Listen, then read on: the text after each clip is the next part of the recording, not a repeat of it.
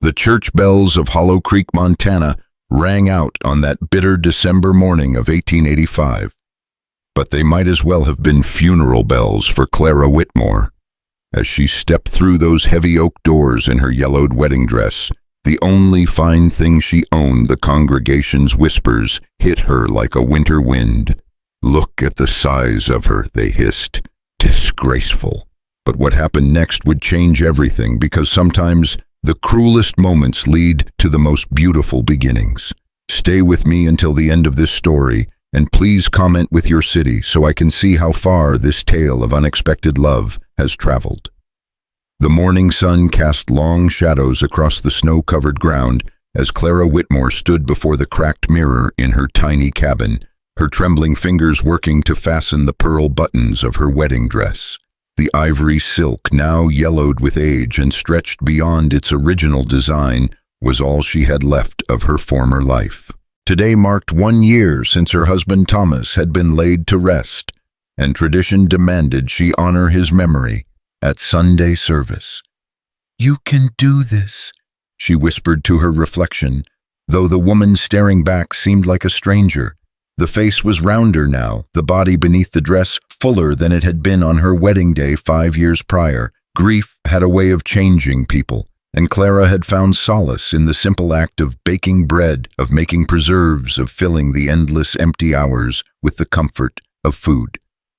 The walk to Hollow Creek's only church felt like a death march. Each step through the snow-packed streets drew stares from the townspeople, their eyes following her with a mixture of pity and judgment. Clara kept her chin raised, her late mother's voice echoing in her memory. "A lady never lets them see her break, Clara Bell."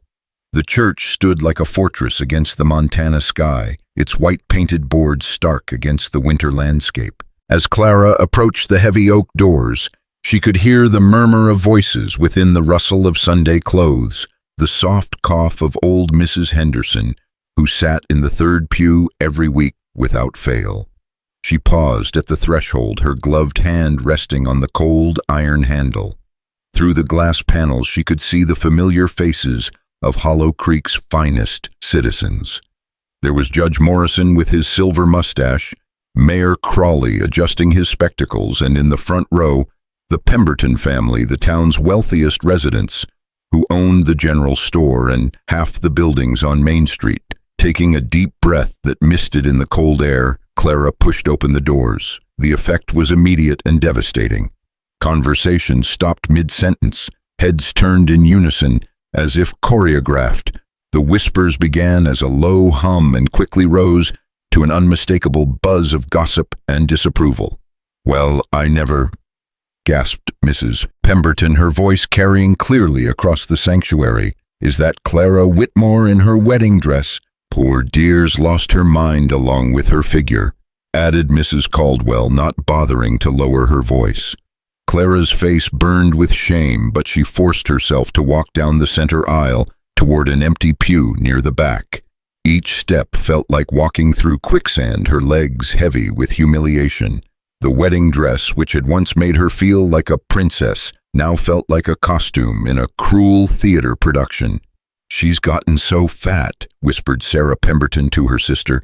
"How does she even fit in that dress?" "Shameful," muttered old Mr. Hendricks, Thomas Whitmore's rolling in his grave.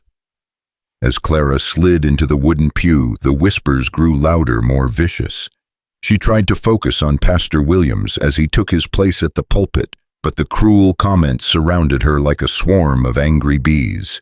"Look at how that dress strains at the seams. She's twice the size she was when Thomas married her. No wonder she lives alone. Who'd want that?" Pastor Williams cleared his throat and called for quiet, but the damage was done. Clara's hands shook as she opened her hymnal, trying desperately to appear unaffected by the cruelty around her. When the congregation rose to sing Amazing Grace, she found she couldn't make a sound past the lump in her throat. The sermon blurred together Pastor Williams's words about forgiveness and compassion falling on deaf ears in a sanctuary filled with judgment. Clara stared at her lap, at the worn fabric of her gloves, at anything except the faces around her that radiated disapproval. It was during the final prayer that she heard Judge Morrison's wife lean over to whisper, "Someone should tell her that dress makes her look like a stuffed sausage." The laughter that followed was quickly stifled, but not quickly enough. Clara's composure finally cracked. Tears spilled down her cheeks as she grabbed her small purse and pushed past the other congregants toward the door. Behind her, she heard Mrs. Pemberton's theatrical whisper, "Well, that's what happens when a woman lets herself go completely." The cold air hit her face like a slap as she burst through the church doors, her breath coming in short, painful gasps. Snow began to fall in fat, lazy flakes, dusting her shoulders and catching in her hair.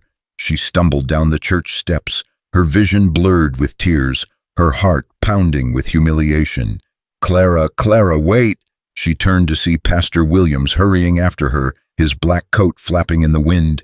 "I'm so sorry," he said, reaching for her arm. "They had no right to speak to you that way." "But they did," Clara choked out. "They all think it. I can see it in their eyes every time I come to town." "That's not true. You're a good woman who's been through a terrible loss." "Thomas loved you. Thomas loved who I used to be," Clara interrupted, her voice breaking. "Not this, not what I've become." She pulled away from the pastor's gentle grip and hurried down Main Street, desperate to escape the prying eyes that seemed to follow her from every window. The snow was falling harder now, creating a white curtain that should have provided some privacy, but Clara felt as exposed as if she were standing naked in the town square.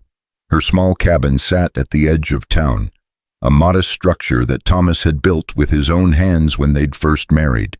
It had been filled with such hope, then such dreams of the children they would raise and the life they would build together. Now it felt like a tomb housing only memories and regret.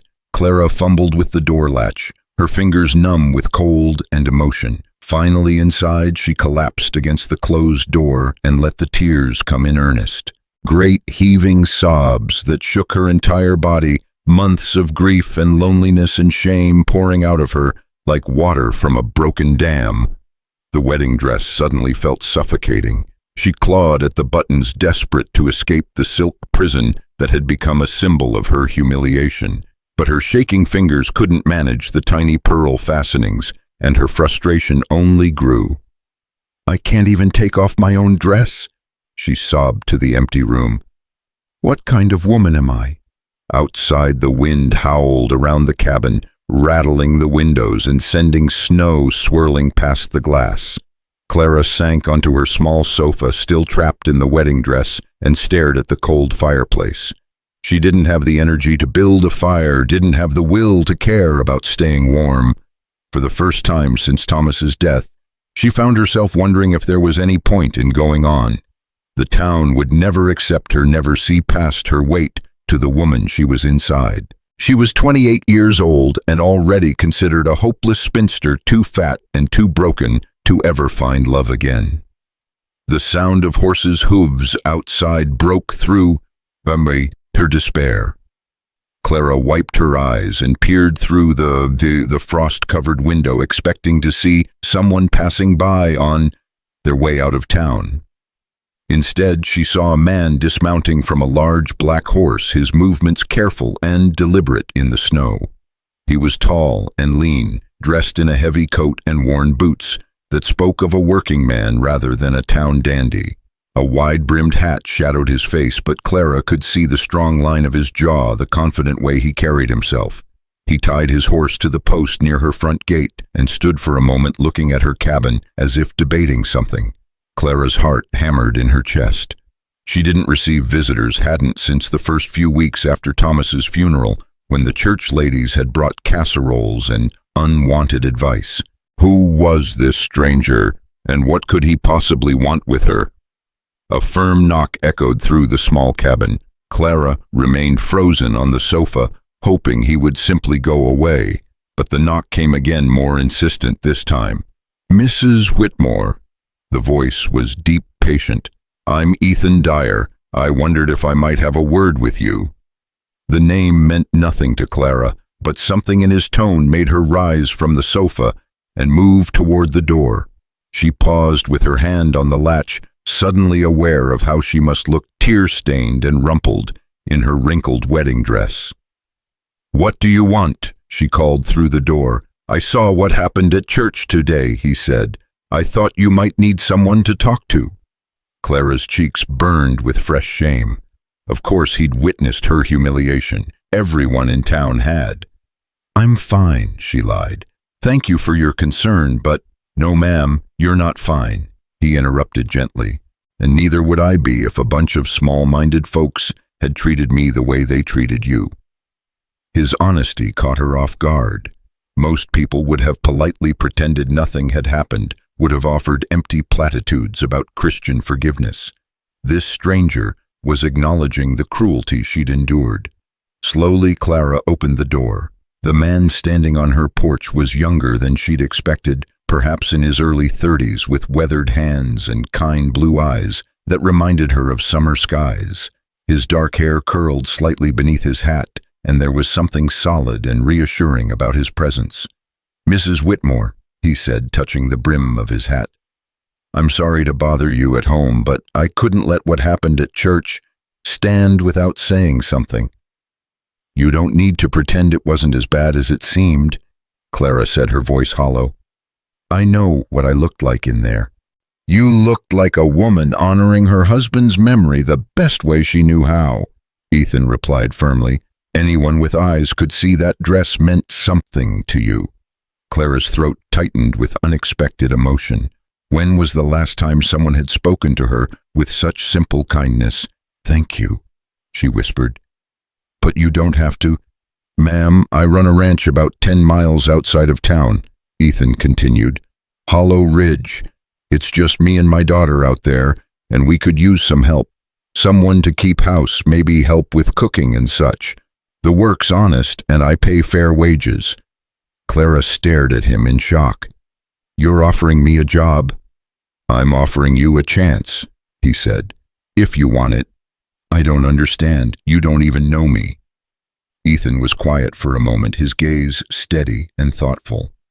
"I know you're brave enough to walk into that church with your head held high, even when you knew what you'd face. I know you loved your husband enough to honor him even when it cost you, and I know you're strong enough to start over if you want to. The people in town don't live at my ranch," Ethan finished. "It's just me and Eliza out there. She's 6 years old and could use a woman's influence. Her mother died when she was born." Clara's heart ached at the thought of a motherless child. "Mr. Dyer, I appreciate the offer, but I'm not sure I'm the right person for the job. I'm not exactly— I don't look like most women you'd want around your daughter." Ethan's expression darkened slightly. "Mrs. Whitmore, with all due respect, if you think a child's going to judge you by your size, then you don't know much about children. Eliza needs someone kind and patient.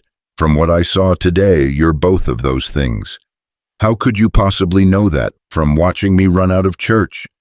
Because you didn't stay to defend yourself or argue back," he said simply. "You took the high road even when it hurt. That tells me everything I need to know about your character." Snow continued to fall around them, dusting Ethan's shoulders and gathering on the brim of his hat. Clara realized she'd been keeping him standing in the cold, and despite her confusion and fear, her mother's lessons in hospitality kicked in. "Would you like to come in?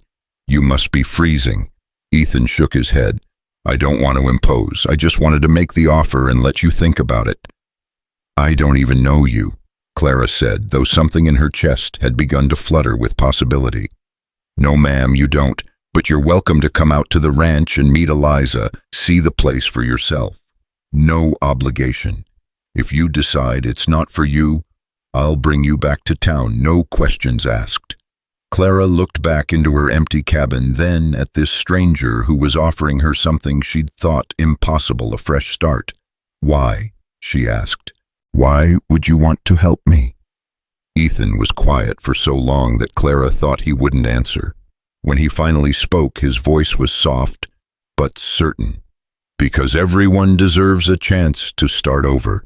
And because I have a feeling that little girl in there needs you as much as you need her." The wind picked up, sending snow swirling around them like nature's own blessing. Clara pulled her shawl tighter around her shoulders and made a decision that would change everything. "When?" she asked. "Whenever you're ready. Tomorrow, if you like." Clara nodded slowly. "Tomorrow, then, but just to see the place." Ethan's smile was like sunshine breaking through storm clouds. "Just to see the place," he agreed. As he mounted his horse and rode away into the falling snow, Clara stood in her doorway watching until he disappeared from view. For the first time in months, she felt something stir in her chest that might have been hope. She closed the door and looked around her cabin at the cold fireplace, the empty rooms, the silence that had become her constant companion. Tomorrow she would see what lay beyond the borders of her grief. Tomorrow she would take the first step toward discovering that sometimes the worst day of your life could be the beginning of your best one. The morning came with a crystalline clarity that made the snow sparkle like diamonds scattered across the Montana landscape. Clara had barely slept, her mind churning between hope and terror as she prepared for the journey to Hollow Ridge Ranch. She'd packed her few belongings into a worn carpet bag, though she kept telling herself this was merely a visit, nothing more. At precisely 9 o'clock, the sound of approaching horses broke the morning stillness. Clara peered through her window to see Ethan Dyer driving a sturdy wagon, its wooden sides weathered but well-maintained. Beside him sat a small figure bundled in a thick wool coat. His daughter, she realized, her heart giving an unexpected flutter. "Mrs. Whitmore," Ethan called softly as he approached her door. "We're here when you're ready." Clara took one last look around her cabin at the life she was potentially leaving behind. The cold ashes in the fireplace, the empty shelves, the silence that had become both comfort and torment. With a deep breath that misted in the cold air, she gathered her carpetbag and stepped outside. The little girl in the wagon turned to stare at Clara with wide, curious eyes. She had her father's blue gaze, but softer features framed by honey-colored braids that peeked out from beneath her knitted cap. There was something achingly vulnerable about her small face, a wariness that spoke of too much loss for such a young soul. "Eliza," Ethan said gently, "this is Mrs. Whitmore, the lady I told you about." The child regarded Clara solemnly for a long moment before offering a tiny wave. "Hello?" she whispered, her voice barely audible above the winter wind. "Hello, sweetheart," Clara replied, her heart immediately drawn to this motherless child. "What a pretty name you have."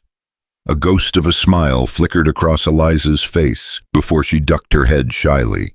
Ethan climbed down from the wagon to help Clara with her bag, his movements efficient but gentle. "It's about an hour's ride," he explained as he secured her belongings in the wagon bed. "The road can be rough this time of year, but the horses know the way." As they pulled away from Clara's cabin, she found herself looking back one final time. The small structure seemed to shrink against the vast Montana sky, becoming just another speck in the endless white landscape. There was something both terrifying and liberating about watching her old life disappear behind them. "Papa says you might come live with us," Eliza said suddenly, her small voice breaking the comfortable silence. She'd turned in her seat to study Clara with the frank curiosity that only children possessed. "Well, we'll see about that," Clara replied carefully. "I'm just coming to visit today." "Do you know how to make cookies?" Eliza asked, her eyes brightening with interest. Clara couldn't help but smile. "I do indeed, all kinds." "Papa tries, but they always burn on the bottom," Eliza confided with the serious tone of someone sharing a great secret. "And his biscuits are hard as rocks." "Eliza," Ethan warned, though there was laughter in his voice, "you're not supposed to tell people about my cooking disasters." "But it's true, Papa. Remember when you tried to make that cake for my birthday, and the chickens wouldn't even eat it?" Clara found herself laughing, actually laughing for the first time in months. "What happened to the cake?" "We had to bury it," Eliza said with perfect seriousness. "Papa said it was too dangerous to leave lying around." "It wasn't that bad," Ethan protested, but his cheeks had reddened slightly. I just miscalculated the proportions. You put salt where the sugar was supposed to go, Eliza reminded him. And then you tried to fix it by adding more sugar, but you grabbed the salt again. I think that's enough storytelling for now, little miss, Ethan said, but his tone was warm with affection. Clara could see the deep bond between father and daughter, the easy intimacy that spoke of shared jokes and mutual devotion. As they traveled deeper into the countryside, Clara felt some of the tension in her shoulders begin to ease. Away from the judgment and whispers of town surrounded by nothing but pristine wilderness and the gentle conversation of her companions, she could almost believe she might find peace here. The landscape was breathtaking in its stark beauty.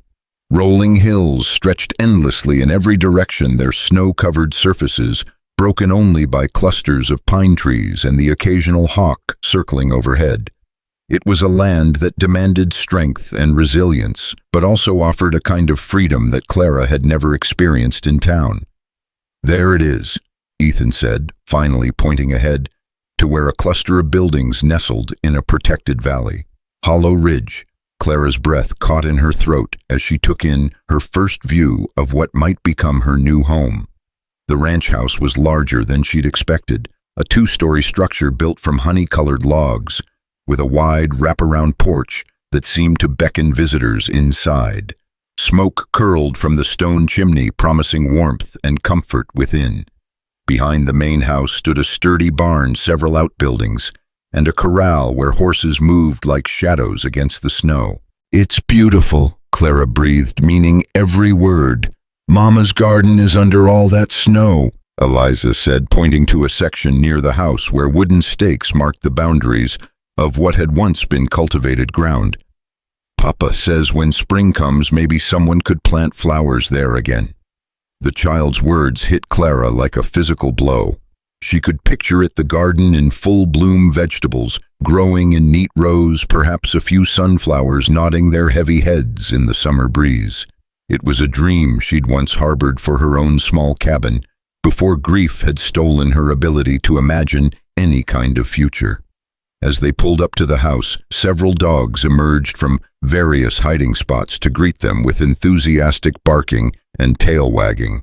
A border collie mix led the pack, followed by what appeared to be a retriever and a small terrier of indeterminate breeding.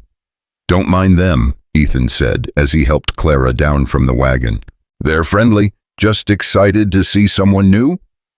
The dogs surrounded Clara with curious sniffs and gentle nudges, their warm acceptance somehow more meaningful than any human greeting she'd received in months. She knelt to pet them, surprised by how good it felt to be welcomed so unconditionally. "That's Scout," Eliza said, pointing to the border collie. "And that's Honey, and the little one is Biscuit. Papa let me name them." "They're wonderful," Clara said, scratching behind Scout's ears as the dog leaned into her touch. "How long have you had them?" "Scout and Honey came with the ranch when we bought it 3 years ago," Ethan explained. "Biscuit showed up last winter half-starved and looking for a home. Eliza insisted we keep him. He was crying in the snow," Eliza added solemnly, "just like I used to cry for Mama. Papa said everyone needs a family." The simple wisdom of the child's words brought tears to Clara's eyes. She blinked them away quickly, not wanting to upset Eliza with her emotion. Ethan seemed to sense her feelings. "Come on," he said gently. "Let's get you inside where it's warm. I'll show you around." The interior of the house was even more impressive than the exterior. The main room featured a massive stone fireplace with a fire crackling merrily, casting dancing shadows on walls lined with built-in bookshelves. Comfortable furniture arranged in conversation areas spoke of evenings spent reading or sharing stories. The floors were wide plank pine polished to a warm glow and covered with colorful braided rugs. "This is lovely," Clara said, turning slowly to take it all in. "Did you build all this yourself?" "The original cabin was here when I bought the land," Ethan explained, "but I've added onto it over the years. The kitchen's through here." He led her through an arched doorway into a spacious kitchen that made Clara's heart sing. Copper pots hung from hooks above a large cast-iron stove. Open shelves displayed dishes and glassware, while a massive wooden table dominated the center of the room. Windows on two sides let in stream of natural light, and she could imagine how cheerful it would be on a sunny day. "Oh my," Clara breathed, running her fingers along the smooth surface of the work table. "This is a cook's dream." "You really think so?" Ethan asked, and she caught something almost vulnerable in his voice. "I tried to design it the way my mother would have wanted. She loved to cook." "Where is she now?" Clara asked, then immediately regretted the question when she saw Ethan's expression close off slightly. "She passed when I was 20, he said quietly. "Fever took both my parents that winter. That's when I decided to head west, start fresh." "I'm sorry," Clara said. "I didn't mean to pry." "It's all right. That was a long time ago." Ethan moved to the stove, checking the kettle that sat steaming on one of the burners. "Would you like some coffee tea?" "Coffee would be wonderful." As Ethan busied himself with cups and saucers, Eliza tugged on Clara's skirt to get her attention. "Want to see my room?" she asked shyly. "I'd love to." The little girl led Clara up a narrow staircase to the second floor, chattering nervously as they climbed. "It's not very fancy," she warned. "Papa says when I'm bigger, I can help pick out new curtains and things." Eliza's room was small but cozy, with a narrow bed covered in a patchwork quilt and a small desk positioned under the window. What caught Clara's attention, however, were the drawings covering nearly every surface, childish sketches of horses and flowers, trees and clouds, and in several of them the figure of a woman with long hair and a kind smile. "Did you draw all of these?" Clara asked, genuinely impressed by the child's artistic efforts. Eliza nodded proudly. "Papa taught me. He's really good at drawing. That one's my mama," she added, pointing to one of the sketches of the smiling woman. Clara's throat tightened with emotion. "She looks very beautiful and very kind." "She was," Eliza said simply. "I don't remember her much, but Papa tells me stories. He says she would have loved me very much." "I'm sure she would have," Clara said softly. "And I'm sure she'd be very proud of what a smart, talented little girl you've become." Eliza beamed at the praise, then grew serious again. "Do you think, if you came to live here, would you tell me stories too, about ladies and pretty dresses and things like that?" The question hit Clara like an arrow to the heart. Here was this precious child hungry for feminine companionship, for the kind of stories and lessons that only a woman could provide. And she was asking Clara, fat, broken, humiliated Clara, to fill that void. "I think I'd like that very much," Clara managed to say around the lump in her throat. They returned to the kitchen to find Ethan waiting with steaming cups of coffee and a plate of store-bought cookies that he'd clearly arranged with great care. "I know they're not homemade," he said apologetically, "but I thought Eliza might like something sweet." "They look perfect," Clara assured him, accepting a cup of coffee and warming her hands around the ceramic. The coffee was strong and hot, exactly what she needed after the cold wagon ride. As they sat around the kitchen table, Clara found herself relaxing in a way she hadn't in months. Eliza chattered happily about her drawings, her lessons with her father, and the adventures she had exploring the ranch with the dogs. Ethan listened with the patience of a man who genuinely enjoyed his daughter's company, occasionally adding details or asking questions that encouraged her to elaborate. "Papa's teaching me to read really good books," Eliza announced. "We just finished one about a girl who lived in a tower, but I think it would be more fun to live on a ranch, don't you?" "I think you're absolutely right," Clara agreed. "Towers seem very lonely." "That's what I told Papa, and you can't have dogs in a tower, or horses, or gardens." "Speaking of horses," Ethan interjected, "would you like to see the barn? We've got some gentle mares that Eliza's learning to ride." Clara hesitated. She'd never been comfortable around horses, always finding them too large and unpredictable, but something in Eliza's eager expression made her nod. "I'd like that very much." They bundled up in coats and scarves before venturing out into the cold afternoon air. The barn was warm and fragrant with the scent of hay and leather. 6 horses occupied the stalls, their heads turning with interest as the visitors approached. "This is Buttercup," Eliza said, stopping at the first stall to pat the nose of a gentle-looking mare with a golden coat. "She's mine. Well, sort of mine. Papa says when I'm bigger she'll be all mine."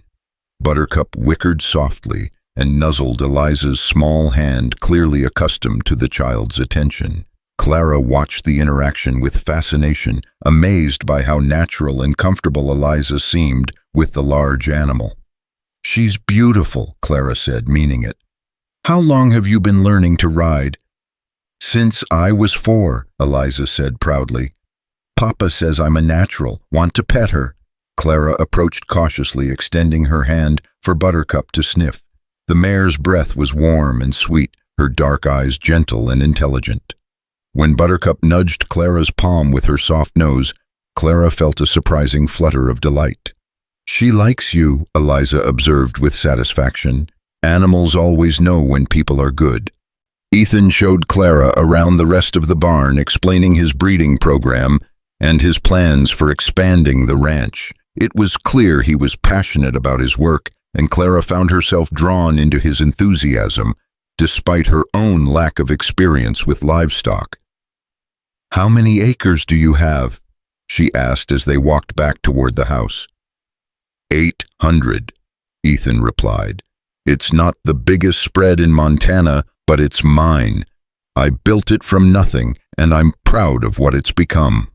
There was something in his voice that spoke of deep satisfaction, of a man who had found his place in the world through hard work and determination.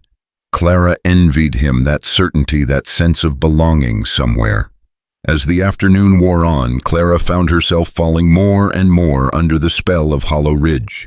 Eliza showed her the chicken coop where a dozen hens pecked and clucked in their warm shelter. They visited the root cellar where Ethan stored vegetables and preserves for the winter months. They even ventured to the small schoolhouse that Ethan had built behind the main house where he conducted Eliza's daily lessons. "I used to be a teacher," Clara found herself admitting as she examined the neat rows of desks and the chalkboard covered with arithmetic problems. "Before I married Thomas."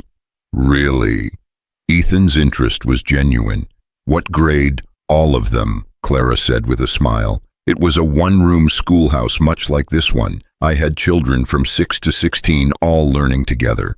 "Did you like it?" Eliza asked, her eyes bright with curiosity. "I loved it," Clara said honestly. "There's something magical about watching a child's face when they finally understand something they've been struggling with, like watching a light turn on behind their eyes." "Maybe you could teach me sometime," Eliza said hopefully. "Papa's a good teacher, but he doesn't know much about girl things." "Eliza," Ethan warned gently, but Clara could see he wasn't really upset. "It's all right," Clara said, "and yes, I'd be happy to teach you about girl things, whatever those might be." As the sun began to set, painting the snow-covered landscape in shades of pink and gold, they returned to the house for supper. Ethan had prepared a simple meal of beef stew and biscuits, and while the biscuits were indeed a bit hard, as Eliza had warned, the stew was surprisingly good. "Where did you learn to cook?" Clara asked. "Trial and error mostly," Ethan admitted. "My mother tried to teach me the basics before she died, but I'm afraid I didn't pay close enough attention at the time." "I could teach you," Clara offered impulsively, then blushed at her boldness. "I mean, if you'd like to learn." "I'd like that very much," Ethan said quietly, and something in his tone made Clara's heart skip a beat. After supper, they sat by the fire while Eliza worked on a puzzle and the adults sipped coffee. The domestic scene felt so natural, so right, that Clara had to remind herself this was just a visit, nothing more. "Mrs. Whitmore," Eliza said suddenly, looking up from her puzzle, "are you sad?" The question caught Clara off guard. "What do you mean, sweetheart? Your eyes look sad sometimes," Eliza said with the brutal honesty of childhood, "like when Papa gets quiet and stares at Mama's picture." Clara glanced at Ethan, who was watching her with an unreadable expression. I suppose I am a little sad, she admitted. I lost someone I loved very much, just like your papa did. Eliza nodded solemnly. It hurts, doesn't it? Even when people say it gets better. Yes, Clara said softly. It does hurt. But it gets a little better when you have people to take care of. Eliza continued with startling wisdom. That's what Papa says. That's why we have the dogs and the horses and each other. Clara's eyes filled with tears at the child's simple profundity. You're a very wise little girl, Eliza. Papa says I get that from Mama.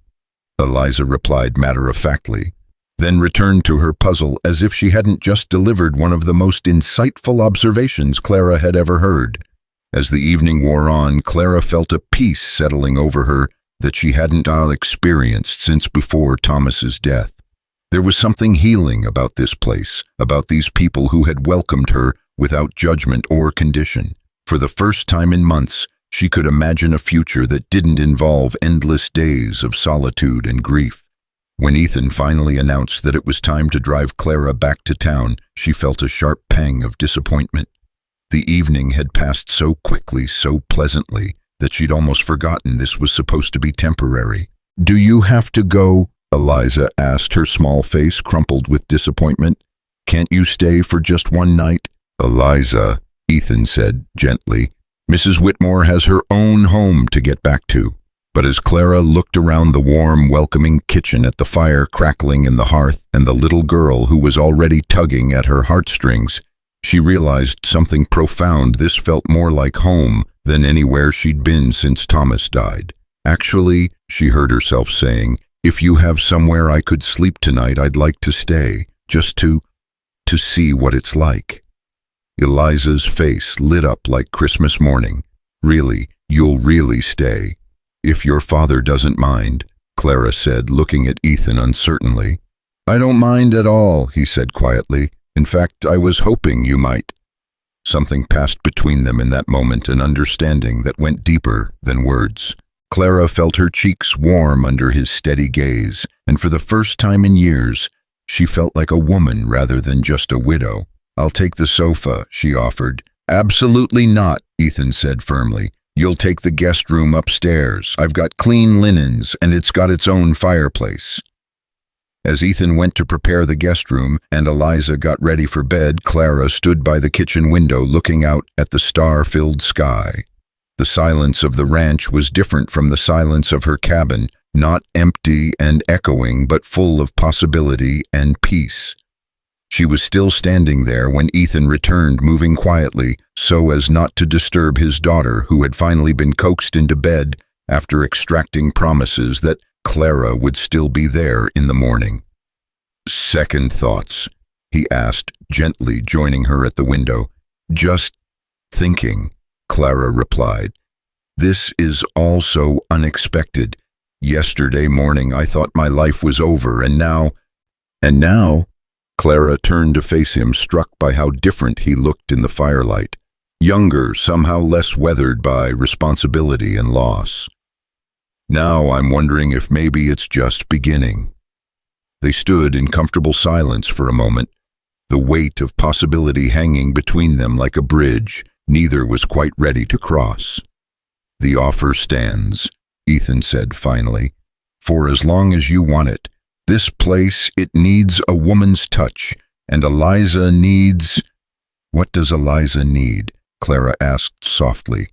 She needs what every little girl needs, Ethan said. Someone to teach her about being a lady, someone to braid her hair and tell her stories about princesses, someone to show her that women can be strong and kind and beautiful in all the ways that matter. Clara's breath caught in her throat. Beautiful, yes, Ethan said simply. Beautiful. The way you were with her today, the way you listened to her stories and looked at her drawings like they were masterpieces, the way you made her feel important and heard. That's beautiful, Mrs. Whitmore. That's the kind of beauty that matters. Tears pricked at Clara's eyes. When was the last time someone had called her beautiful? When was the last time someone had seen past her physical appearance to the woman she was inside? I don't know if I can do this, she whispered. I don't know if I'm strong enough to start over." "You don't have to be strong," Ethan said, his voice gentle but certain. "You just have to be willing. The strength will come." As Clara finally made her way upstairs to the guest room, she felt something she hadn't experienced in months: hope. Real, tangible hope that tomorrow might be better than today, that she might have found not just a job, but a purpose, not just a place to stay, but a place to belong. The guest room was cozy and welcoming, with a fire already crackling in the small fireplace and fresh linens that smelled of lavender and sunshine. As Clara prepared for bed, she caught sight of herself in the mirror above the washstand. For the first time in months, the woman looking back at her didn't seem like a stranger. There was color in her cheeks, a spark in her eyes that had been missing for too long. As she settled into the comfortable bed, Clara could hear the soft sounds of the ranch settling for the night, the gentle lowing of cattle in the distance, the whisper of wind through the pine trees, the contented sigh of the house itself. It was a lullaby of belonging, of peace, of possibility. For the first time since Thomas's death, Clara Whitmore fell asleep with a smile on her face. The weeks that followed that first night at Hollow Ridge passed like pages in a beloved book, each day bringing new discoveries, small victories, and an unexpected sense of belonging that Clara had thought lost forever. She had officially moved to the ranch after 3 days of what was supposed to be a trial period, her few possessions looking almost comically small in the spacious guest room that Ethan insisted she make her own. "It's not a guest room anymore," he'd said simply. "It's your room for as long as you want it." Clara had thrown herself into her new role with the determination of a woman who finally had purpose again.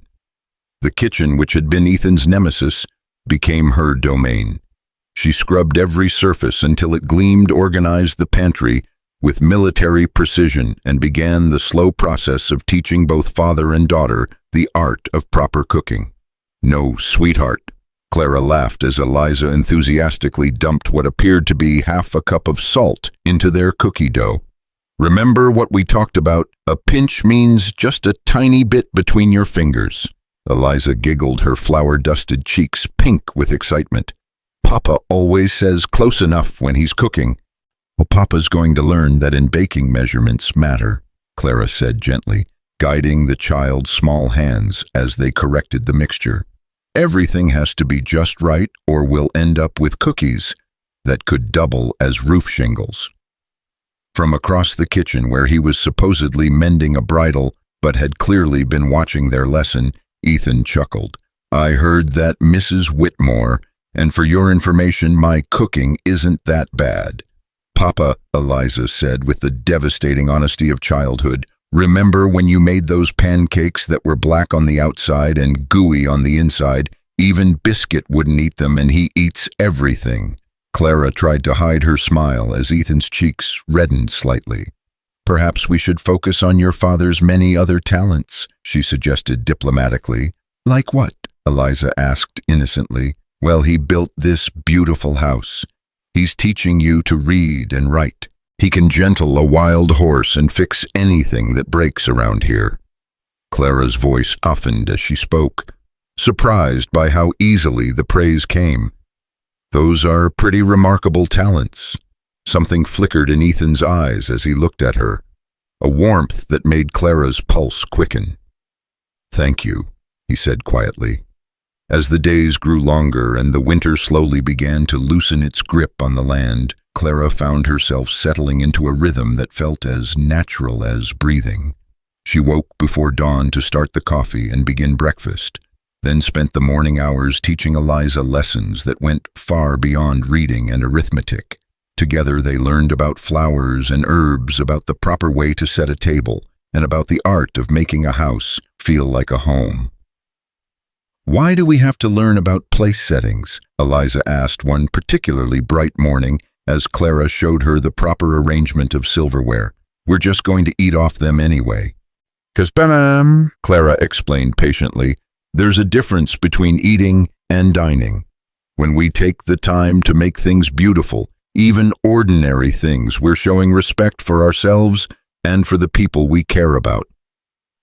Eliza considered this solemnly. So when I grow up and have my own house, I should always use the good dishes. You should use whatever makes you feel proud of your home and happy to share it with others, Clara replied. Sometimes that's fine china, and sometimes it's tin plates around a campfire.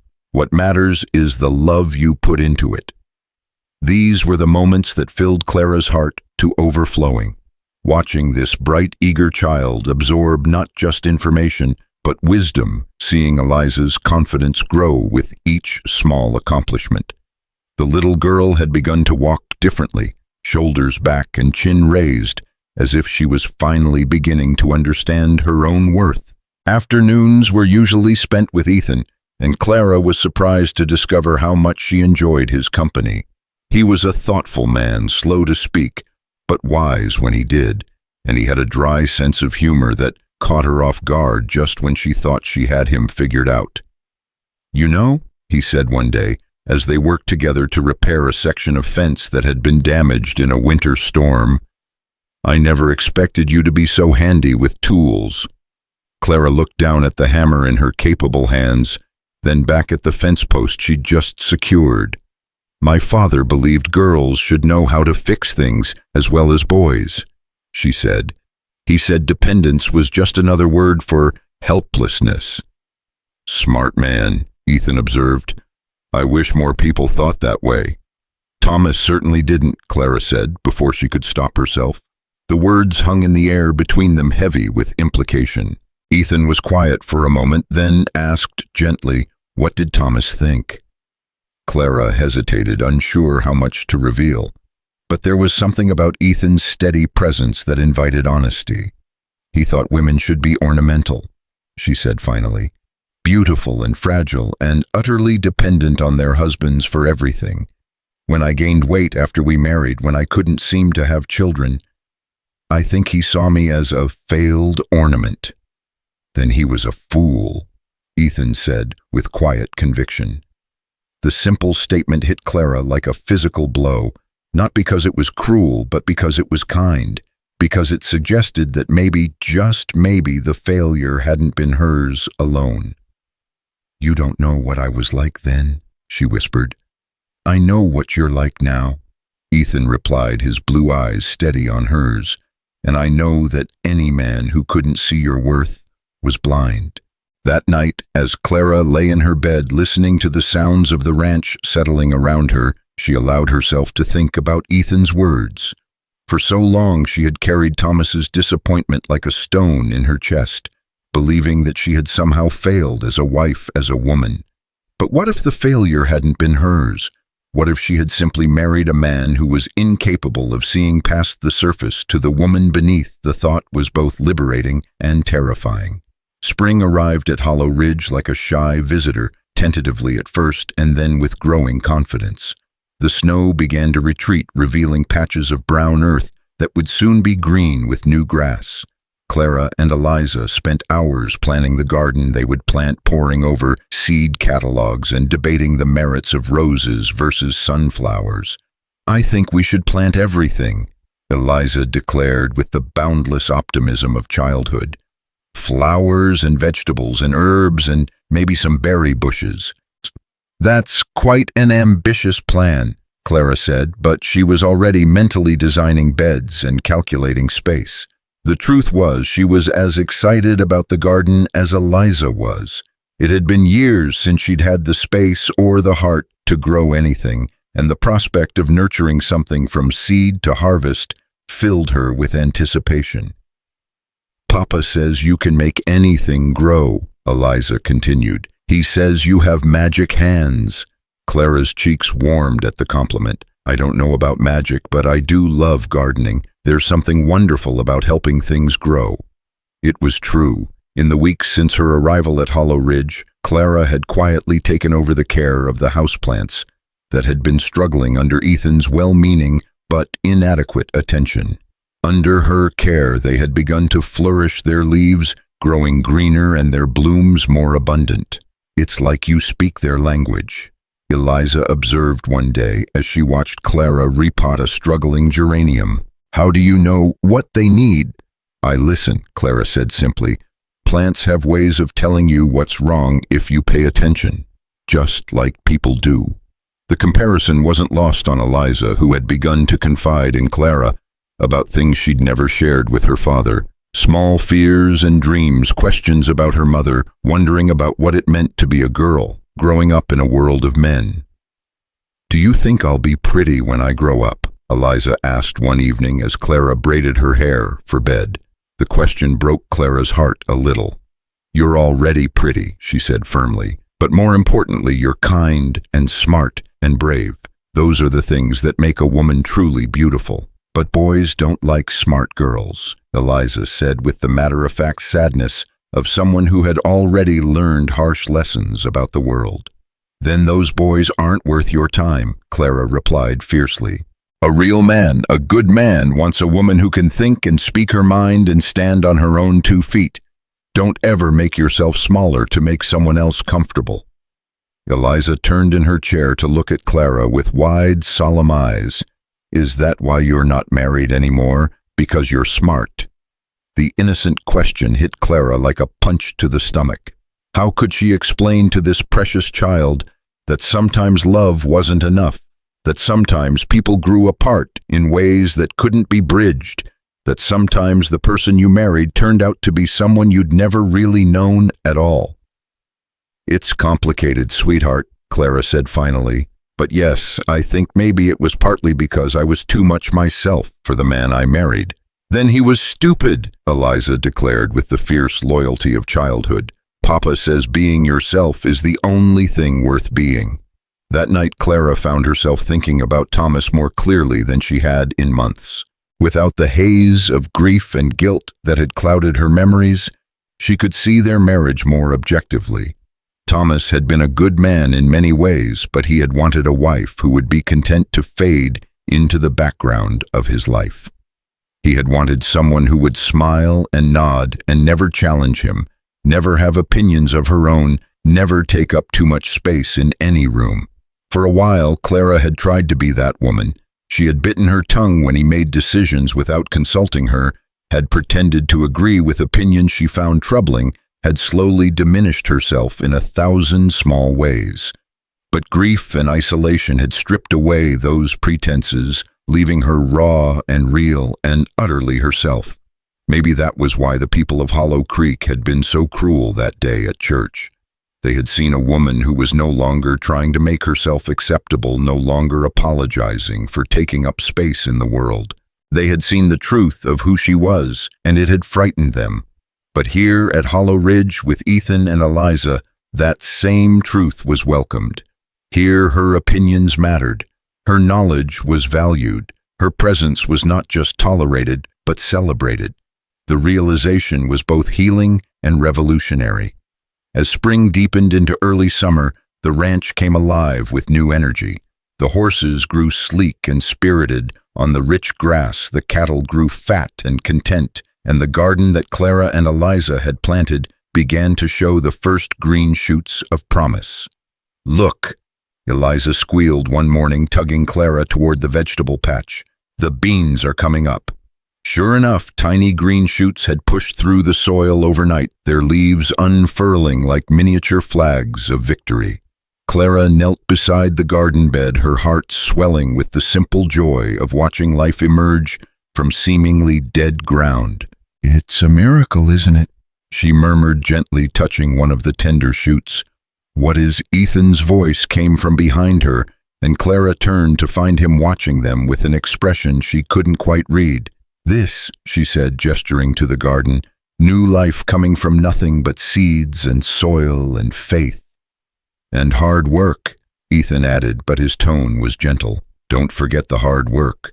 Clara smiled. "No, we mustn't forget that." Their eyes met and held for a moment longer than necessary, and Clara felt that familiar flutter in her chest that seemed to happen more and more often when Ethan looked at her that way. There was something in his gaze that made her feel seen, truly seen in a way she hadn't experienced in years. "Papa," Eliza interrupted, oblivious to the undercurrents swirling around her. "Clara says we can have fresh vegetables for supper every night once everything grows up, and flowers for the table, too." That sounds wonderful, Ethan said, though his eyes remained on Clara's face. I can't remember the last time this place felt so alive. The comment was casual, but something in his tone made Clara's breath catch. When was the last time anyone had associated her with life, with vitality, with growth? For so long she had felt like a burden, a disappointment, a shadow of what she was supposed to be. But here in this garden, with dirt under her fingernails and sun on her face, she felt vibrantly, powerfully alive. As the weeks passed, Clara began to notice changes in herself that went deeper than her growing contentment. She was sleeping better, eating with actual appetite rather than mere habit, and laughing more than she had in years. The constant ache of grief that had settled in her chest was still there, but it had softened from a sharp pain to a gentle melancholy, like an old scar that only ached in bad weather. More surprisingly, she had begun to see herself differently. The mirror in her room no longer showed her a woman who was too much, too large, too disappointing. Instead, she saw someone who was capable and needed someone whose hands could comfort a crying child and whose mind could solve the dozen small problems that arose on a working ranch every day.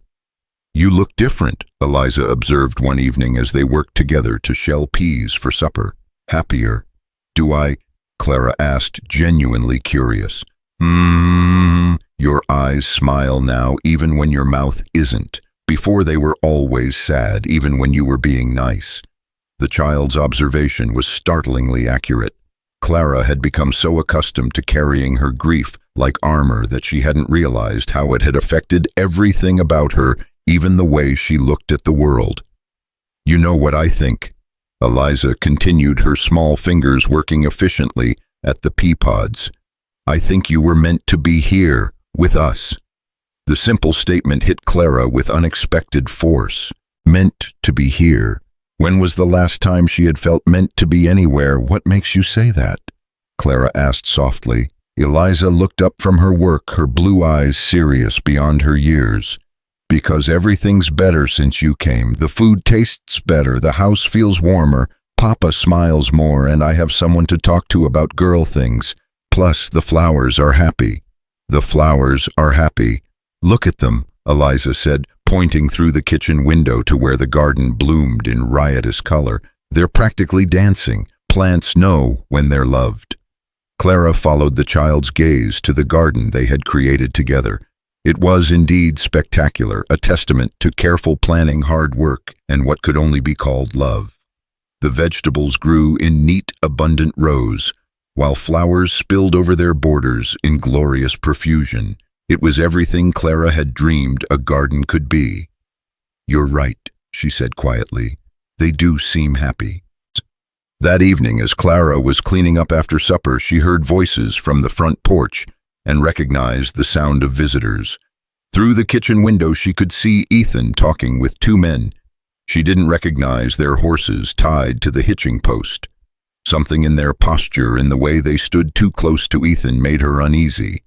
She was drying the last of the dishes when Ethan came back inside, his expression troubled. Who were those men? Clara asked. Neighbors, Ethan said shortly. Or I suppose I should say former neighbors, the Morrison brothers from the spread south of here. Clara frowned. Former neighbors. They sold their ranch last month to a man named Pemberton. Seems he's been buying up land all over the county, pushing out the smaller ranchers. The name Pemberton sent a chill down Clara's spine. Not Judge Pemberton from town. His son, actually. Judge Pemberton's boy has big plans for this area, according to the Morrison brothers.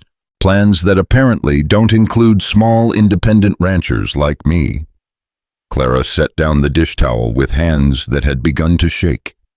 The Pembertons, the same family that had laughed at her in church, that had made her feel like less than nothing. And now they were threatening the peace she had found here, the life she was building with Ethan and Eliza. What kind of plans, she asked, though she wasn't sure she wanted to know. Cattle empire, Ethan said grimly. Young Pemberton wants to consolidate all the ranches in this valley into one massive operation. He's been making offers to buy people out, and when they refuse, Ethan's jaw tightened. Let's just say the Morrison brothers suggested I might want to consider selling before things get unpleasant. Fear settled in Clara's stomach like a stone. Is he threatening you? Not directly, not yet. But the Morrison brothers seem to think it would be in my best interest to take whatever offer comes my way. Clara sank into a chair, her mind racing. She had been so happy here, so content that she had almost forgotten about the world beyond Hollow Ridge. But the world had a way of intruding, of reminding you that peace was always temporary, always fragile. "What are you going to do?" she asked. Ethan's expression was resolute. "I'm not selling. This ranch is my life's work, Clara. It's Eliza's inheritance. I won't let some entitled rich boy chase me off my own land." Clara admired his determination, but she also knew the Pembertons. They were not people who accepted no for an answer, and they had the kind of money and influence that could make life very difficult for those who opposed them. "Maybe we should think about this carefully," she said. "The Pembertons are powerful people. If they want your land badly enough, then they can want it," Ethan said firmly. "I built this place from nothing, Clara. Every board, every fence post, every improvement came from my own hands and sweat. I won't give it up without a fight." Looking at him in the lamplight, his jaw set with determination and his eyes blazing with conviction, Clara felt her heart skip a beat. This was a man who would fight for what he believed in, who would protect what he loved. And despite the danger, despite the fear that was already creeping into her bones, she found herself thinking that she would follow him into that fight. Because somewhere along the way, without her quite realizing it, Hollow Ridge had become worth fighting for. Ethan and Eliza had become worth fighting for. She had found her place in the world, and she would not give it up without a battle. The next few days passed in a strange tension, as if the entire ranch was holding its breath. Ethan went about his usual work, but Clara noticed he was more watchful than before, his eyes scanning the horizon more frequently, his hand resting more often on the rifle he kept by the door. Clara threw herself into her usual activities with extra vigor, as if by maintaining normalcy she could somehow keep the threat at bay. She and Eliza spent long hours in the garden, weeding and watering and harvesting the early summer vegetables. She taught cooking lessons with renewed enthusiasm, filled the house with the scents of fresh bread and strawberry preserves, and made sure every surface gleamed with cleanliness. "You're being awfully industrious," Ethan observed one afternoon as he found her scrubbing the front porch with more energy than the task required. "I like to keep busy," Clara said, not pausing in her work. "Clara," Ethan's voice was gentle but firm, "look at me." Reluctantly, she stopped scrubbing and met his eyes. "You don't have to prove anything," he said quietly. "You belong here. Whatever happens with Pemberton, that doesn't change." The kindness in his voice nearly undid her. "But what if—" "No, what ifs?" Ethan interrupted. "We'll deal with whatever comes when it comes. But you're part of this family now, Clara. You're home." Home. The word hit her like a physical blow, so sweet and so terrifying that she almost couldn't breathe. When was the last time anywhere had felt like home? When was the last time anyone had made her feel like she belonged somewhere, not as a guest or a charity case, but as an essential part of something bigger than herself? "Thank you," she whispered, her throat tight. With emotion, Ethan reached out and gently touched her cheek, his calloused thumb brushing away a tear she hadn't realized had fallen. "No need to thank me for stating the obvious." The moment stretched between them, full of unspoken words and possibilities. Clara felt herself leaning into his touch, her eyes fluttering closed as she allowed herself to feel safe, to feel cherished, to feel desired for the first time in years. "Papa, Clara!" Eliza's voice shattered the intimate moment as she came running around the corner of the house, her face bright with excitement. "Come quick! Something's happening with the horses." They hurried to the corral, where the horses were indeed acting strangely, bunched together at the far end of the enclosure, with their ears pricked forward and their nostrils flaring. Scout and the other dogs were barking frantically, their attention focused on something beyond the ranch buildings. "What is it?" Clara asked, her heart beginning to pound. Ethan's expression was grim as he shaded his eyes against the afternoon sun. "Riders," he said. "A lot of them." Clara followed his gaze and felt her blood turn to ice. In the distance, a cloud of dust marked the approach of perhaps a dozen mounted men, too many to be a friendly visit, too organized to be casual travelers. "Eliza," Ethan said quietly, his voice deadly calm, "I want you to go inside with Clara, right now." "But Papa, now Eliza." The child, sensing the seriousness of the situation, didn't argue further.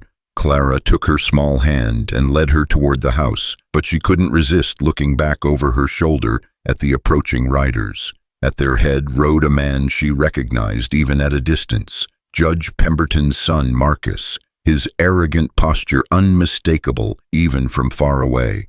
Behind him came men she didn't recognize, hard-faced and armed, the kind of men who were hired to do things that decent people wouldn't do themselves.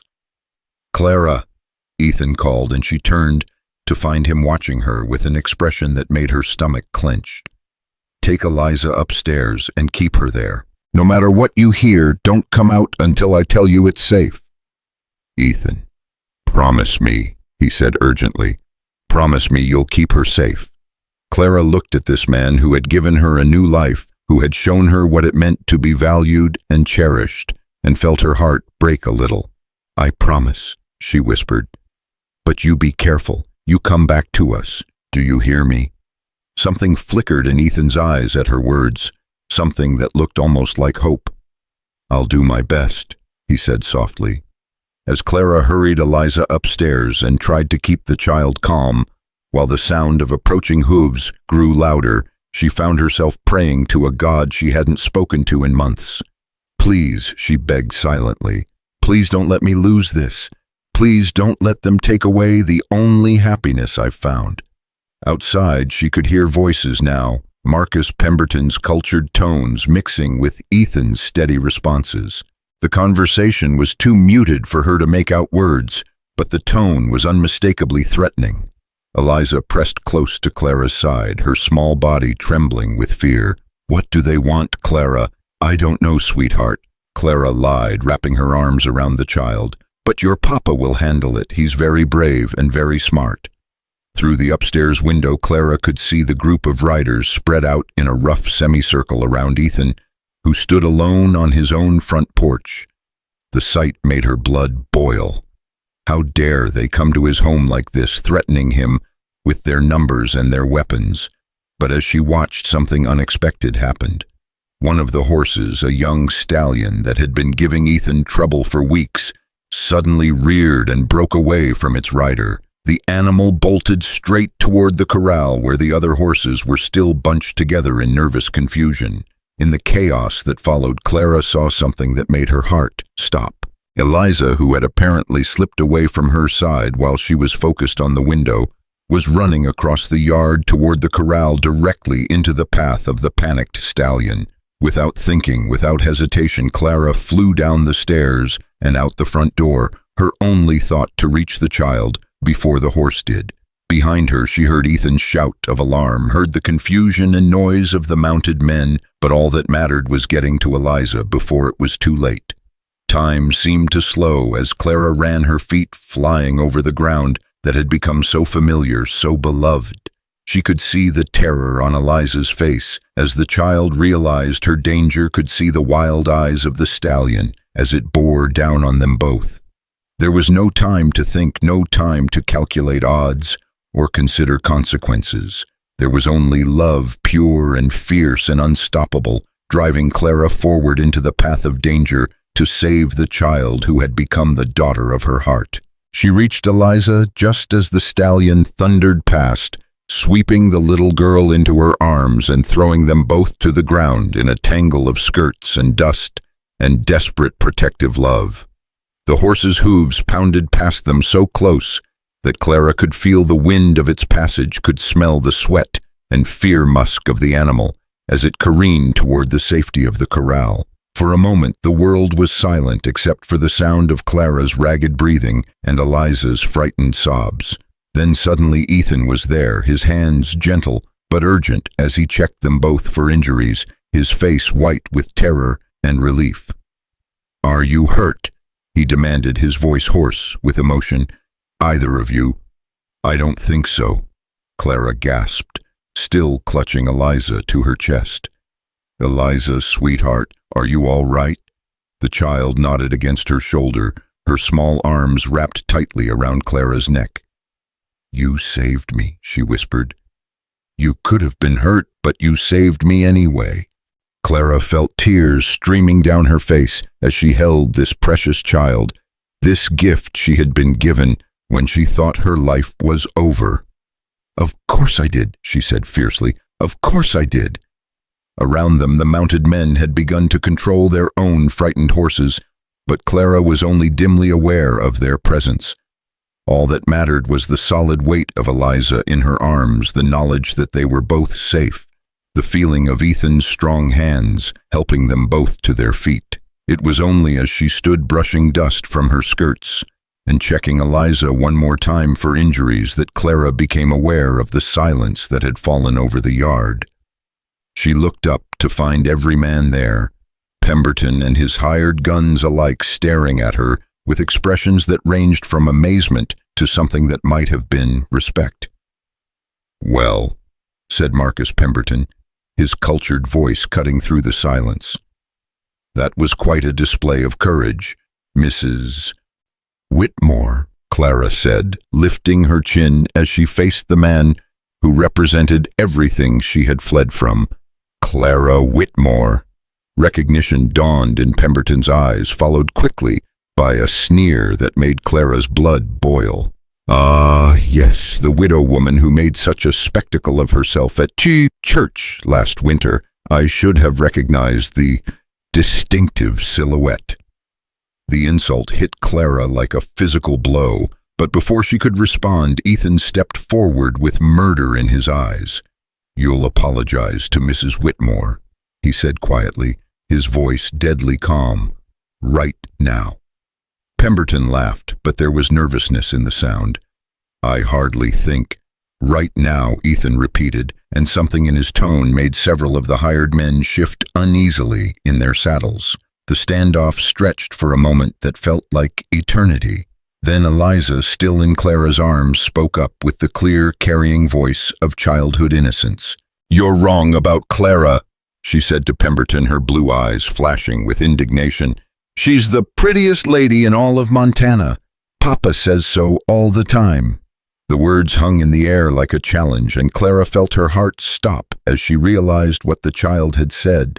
She looked at Ethan, saw the truth in his eyes, saw the way he was looking at her as if she were indeed the most beautiful woman in the world. And in that moment, with dust in her hair and dirt on her dress and a frightened child in her arms, Clara finally understood what Ethan had been trying to tell her all along. Beauty wasn't about size or youth or perfection. Beauty was about courage and love and the willingness to risk everything for someone else's safety. Beauty was about being exactly who you were meant to be. The words that fell from Eliza's innocent lips seemed to echo across the ranch yard like a bell tolling each syllable, carrying a weight that shifted something fundamental in the very air around them. Clara felt her cheeks burn with a mixture of embarrassment and something else, something that felt dangerously like hope as she processed what the child had just declared to this gathering of hostile strangers. Marcus Pemberton's face twisted with cruel amusement. "The prettiest lady in Montana," he repeated, his voice dripping with mockery. "Well, that's certainly a charitable assessment from someone so young and inexperienced in the ways of the world." But even as he spoke, Clara noticed that several of his men were looking at her with something other than derision. They had seen her throw herself into danger to save a child, had witnessed the kind of selfless courage that transcended physical appearances. In their weathered faces, she saw a grudging respect that Pemberton's wealth could never buy. Ethan stepped closer to Clara and Eliza, his presence a shield against the cruel words. "My daughter speaks the truth as she sees it," he said quietly, his voice carrying across the yard with absolute certainty. And she sees more clearly than most adults I know. How touching, Pemberton sneered. But I'm afraid sentiment won't change the facts of our business here today, Dyer. I've come to make you an offer for this land, and I strongly suggest you consider it carefully. I've already given you my answer, Ethan replied, his tone steady as granite. This ranch isn't for sale. Pemberton's expression hardened. Everything's for sale at the right price, and sometimes circumstances have a way of adjusting what people consider the right price. The threat hung in the air like smoke from a wildfire, acrid and dangerous. Clara felt Eliza tense in her arms, the child's intuitive understanding of adult conflict making her press closer for comfort. Around them, the hired men shifted in their saddles' hands, resting casually but meaningfully near their weapons. Are you threatening me on my own land? Ethan asked, his voice deceptively calm. I'm simply pointing out economic realities, Pemberton replied smoothly. Cattle prices are volatile. Accidents happen. Weather can be unpredictable. A man with a child to think about might find himself reconsidering what's truly important. The mention of Eliza sent ice through Clara's veins. She looked at this man who wore expensive clothes and spoke with educated diction, and saw the kind of cruelty that money and privilege could breed, the assumption that want and need could be manufactured, that people could be broken down and remade according to someone else's vision. Mr. Pemberton, Clara heard herself saying, her voice cutting through the tension with surprising strength. I believe you've made your position clear. Perhaps it's time for you and your men to leave. Every eye turned to her, and Clara felt the familiar flutter of panic that came with being the center of attention. But this time, instead of shame, she felt something else rising in her chest, a fierce protectiveness that burned away her self-consciousness. Like fire consuming paper, Pemberton's eyebrows rose in mock surprise. How presumptuous of you, Mrs. Whitmore, but then I suppose desperation makes people forget their place. My place, Clara said, her voice growing stronger with each word, is wherever I choose to make it. And I choose to make it here with people who value decency over dollars and courage over cruelty. Courage, Pemberton laughed, but the sound was forced. Is that what you call your little display, throwing yourself in front of a horse like some melodramatic heroine from a dime novel? I call it love, Clara replied simply, and the honesty in her voice seemed to silence even the wind. Something you might not recognize given your current company.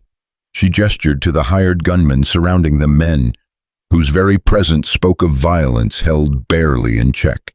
Several of them had the grace to look uncomfortable at her words, shifting in their saddles like schoolboys caught in mischief. Pemberton's face flushed red with anger.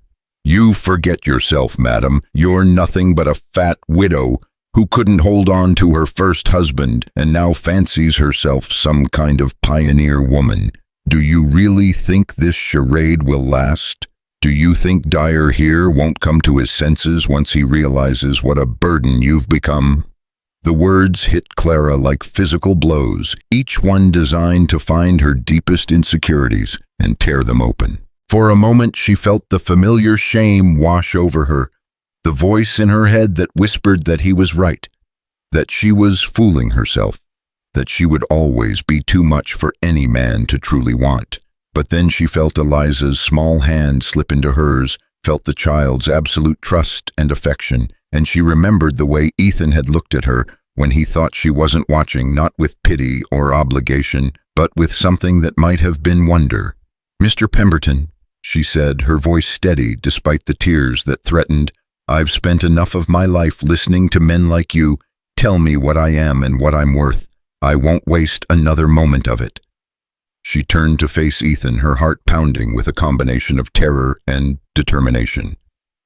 Ethan, I think it's time these gentlemen left your property. Unless they have legal business here, I believe they're trespassing. Ethan's eyes met hers, and in them she saw something that made her breath catch, pride, admiration, and something deeper that made her pulse race.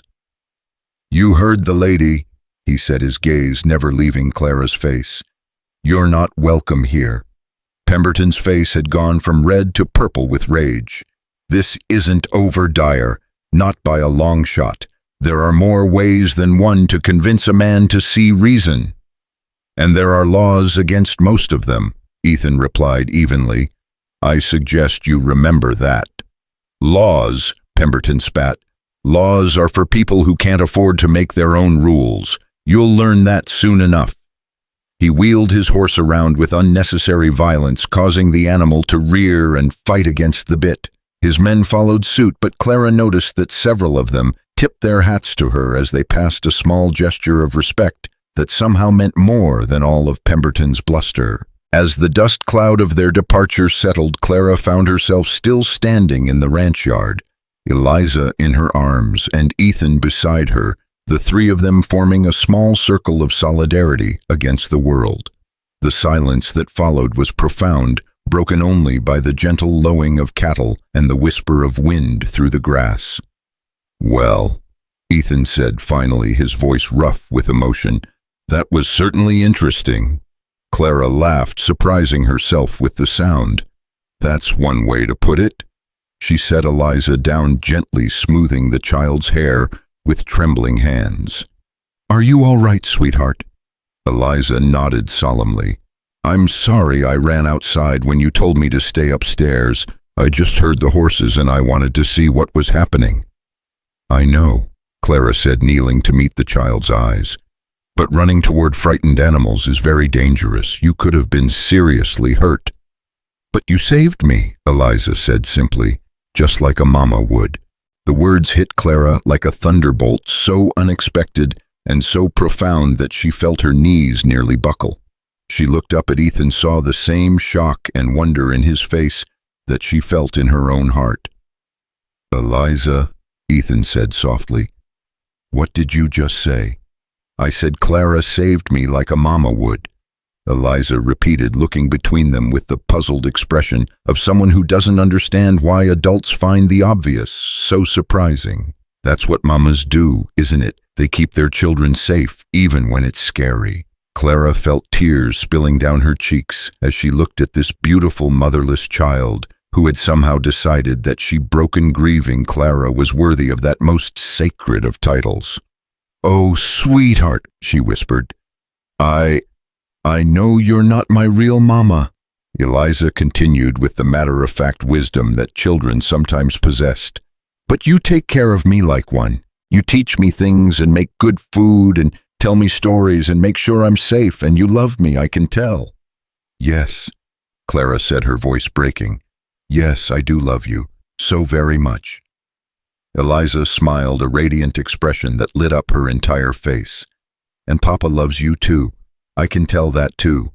The child's declaration hung in the air between them, electric with possibility and terror. Clara's eyes met Ethan's over Eliza's head, and in that moment she saw her own heart reflected back at her, the hope and fear and desperate longing that had been growing between them for months.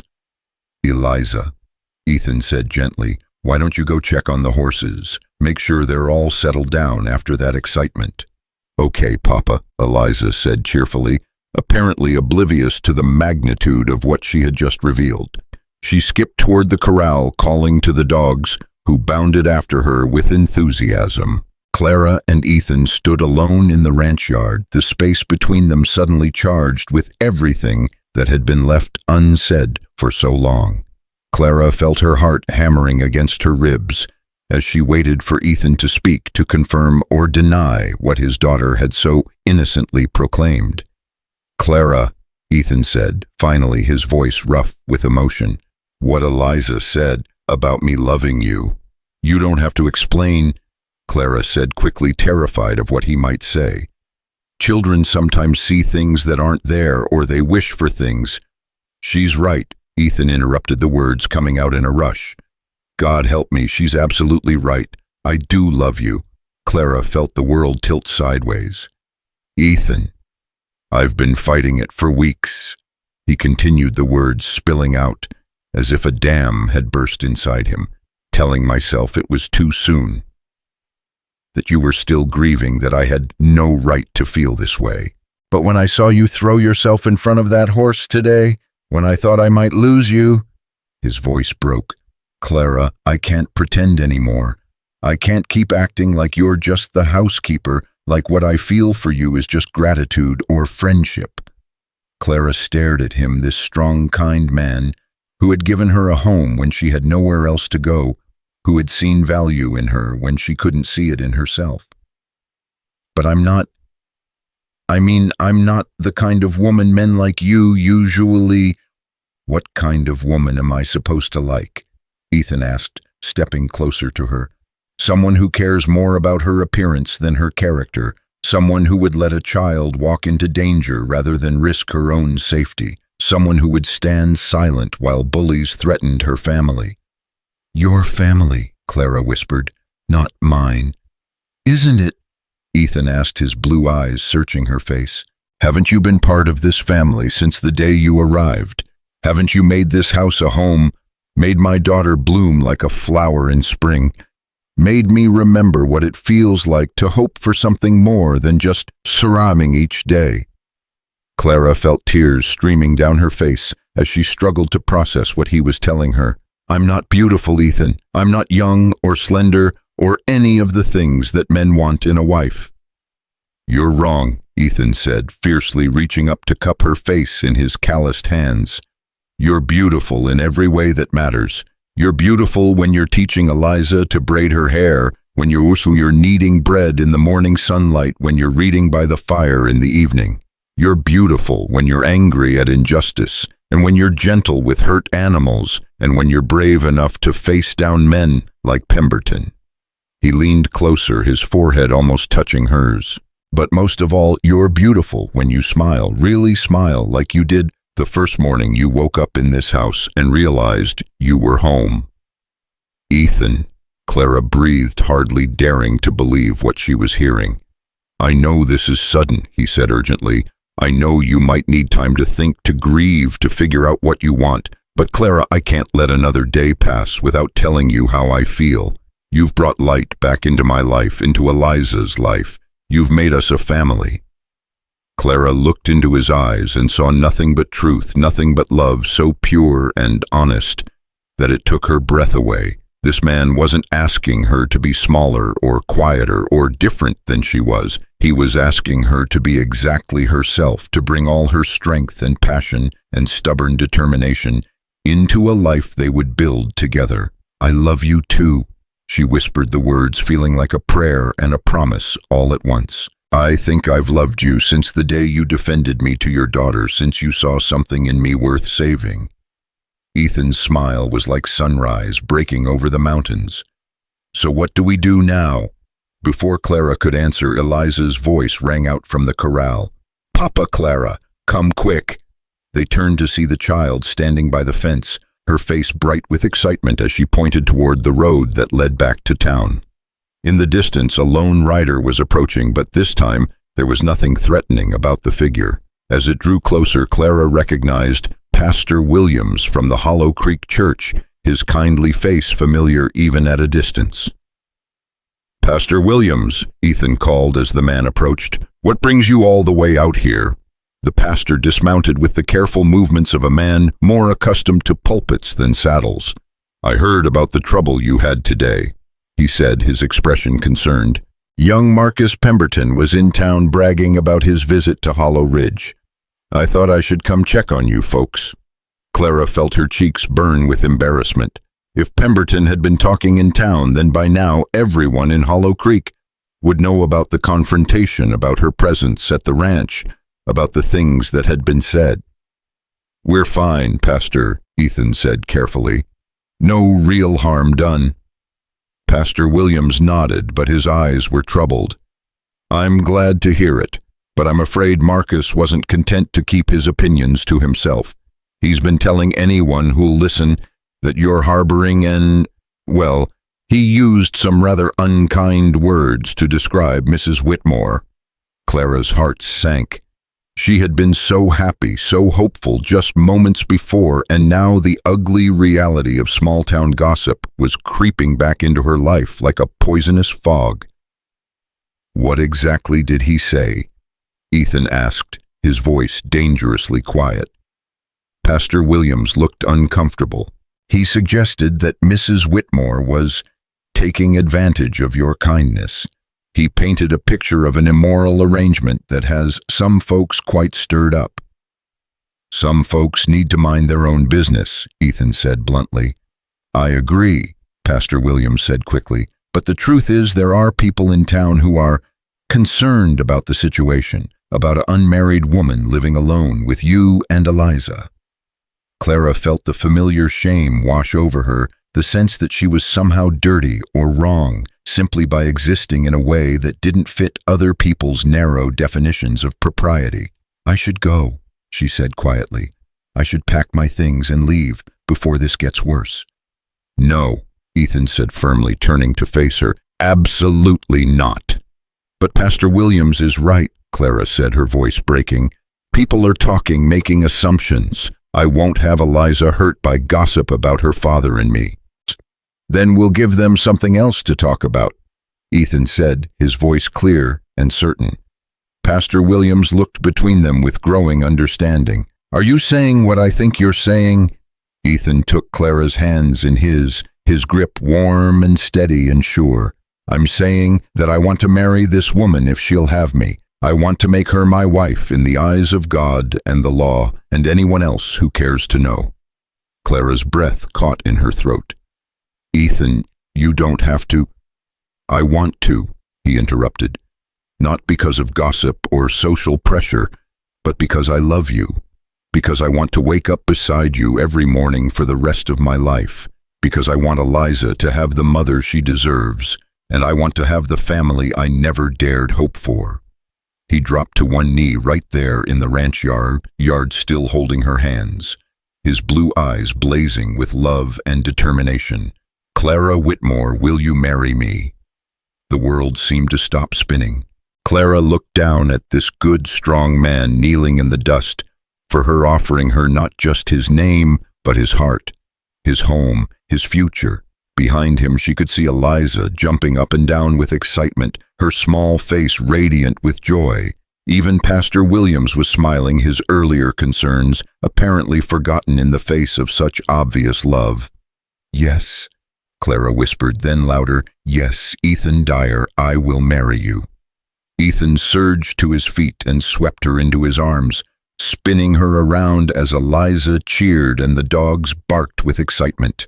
When he finally set her down, Clara felt dizzy with happiness, with the sudden transformation of her life from cautious hope to radiant possibility. Well, Pastor Williams said, with a chuckle, I suppose that solves the gossip problem rather neatly. When? Eliza demanded, bouncing on her toes. When are you getting married? Can I pick flowers for the wedding? Can I call Clara Mama now? Clara knelt down to hug the child, her heart overflowing with love for this bright, precious girl who had helped heal her broken places. You can call me whatever feels right to you, sweetheart. And yes, you can definitely pick flowers. As for when, Ethan said, looking at Pastor Williams hopefully, how soon could we arrange it? The pastor stroked his beard thoughtfully. Well, there are certain protocols to observe, announcements to be made, but given the circumstances and the obvious sincerity of your feelings, I don't see why we couldn't perform the ceremony within the week. A week? Clara's head spun at the speed of everything. Is that enough time to plan a proper wedding? What do we need besides each other and Pastor Williams? Ethan asked, his hand still holding hers, as if he was afraid she might disappear. We'll have the ceremony right here at the ranch, under the cottonwood tree by the creek. Eliza can pick all the wildflowers she wants, and you can wear whatever makes you happy. Clara thought of her old wedding dress, yellowed with age and stretched beyond recognition, and realized she didn't want to wear it anyway. That dress belonged to a different woman, a different life. This wedding would be theirs alone, simple and honest, and full of the kind of love that didn't need elaborate trappings to make it real. That sounds perfect, she said softly. As Pastor Williams prepared to leave, promising to return the following Sunday for the ceremony, Clara found herself standing in the ranch yard trying to process the complete transformation of her life. This morning she had been a housekeeper and surrogate mother, grateful for a place to belong. Now she was a bride-to-be, a woman loved and wanted and cherished for exactly who she was. "Are you all right?" Ethan asked softly, apparently recognizing the overwhelmed expression on her face. "I'm terrified," Clara admitted, "and happy and confused. How is it possible to feel so many things at once?"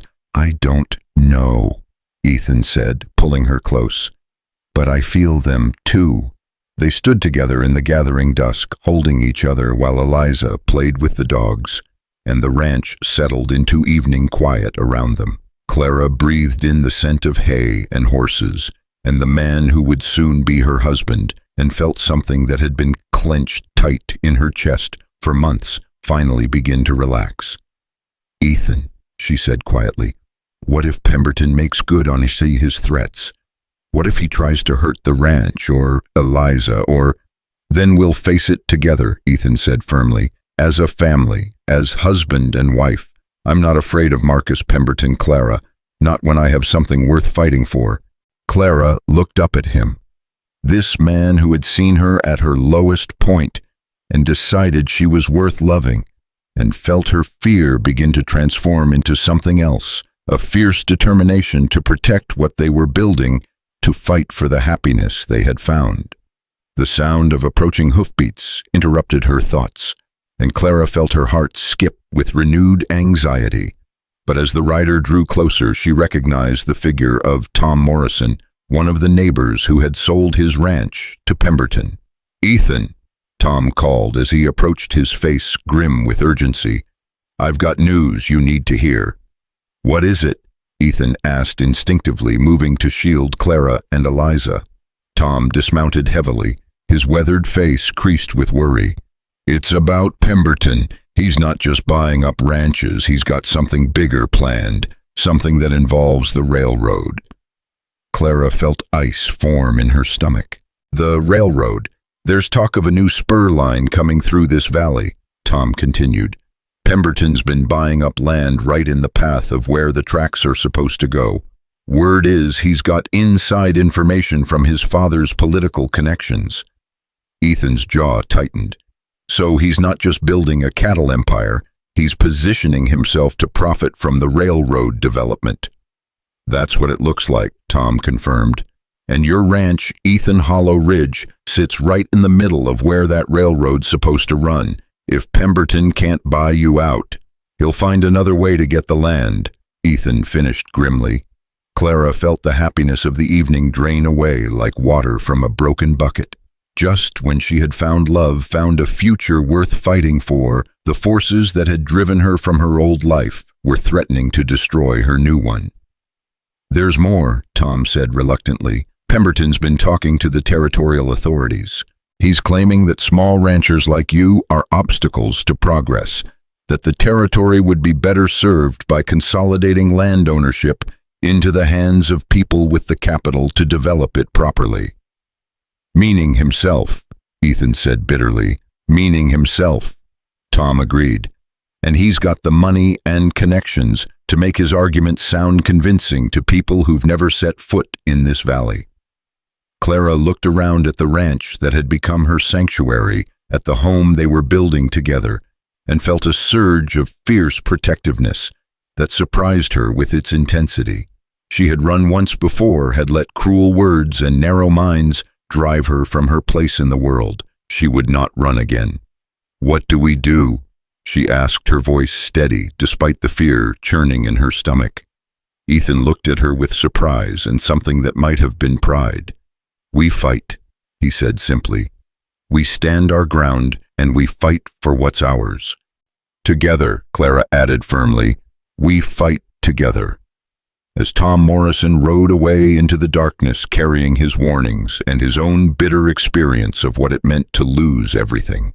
To Marcus Pemberton's ambitions, Clara stood with her arm around Eliza and her hand in Ethan's, looking out over the land that had become her home. The battle for Hollow Ridge was just beginning, but for the first time in her life, Clara Whitmore was ready to fight for something that truly mattered. She had found her place in the world, had found love and family and purpose, and she would not give them up without a fight. The storm was coming, but she would not face it alone. The morning of what should have been the happiest day of Clara's life dawned gray and ominous, with heavy clouds gathering on the horizon like an army preparing for battle. She stood at her bedroom window, watching the wind whip through the cottonwood trees where she would be married in just a few hours, and tried to quiet the anxiety that had been building in her chest since Tom Morrison's warning 3 days ago. "Clara," Eliza's voice came from the doorway, soft and uncertain. "Are you scared about getting married?" Clara turned to find the child hovering in the doorway, her small face creased with worry. In her arms she clutched a bouquet of wildflowers. She had spent the morning gathering purple lupines, yellow buttercups, and white daisies that seemed to glow against her dark dress. "A little," Clara admitted, sitting on the edge of the bed and patting the space beside her. "But not about marrying your father. That's the one thing I'm completely sure about." Eliza climbed up beside her, careful not to crush the flowers. "Then what are you scared of?" Clara looked into those wise blue eyes that saw so much more than a 6-year-old should have to see, and decided that honesty was the only gift worth giving this child who had already endured too much loss. "I'm scared that bad people might try to hurt our family," she said simply. "I'm scared that what happened with Mr. Pemberton might not be over." Eliza nodded solemnly. "Papa's scared too. I can tell. He keeps checking the windows and he put extra bullets in his rifle." The matter-of-fact way the child spoke about such serious things broke Clara's heart.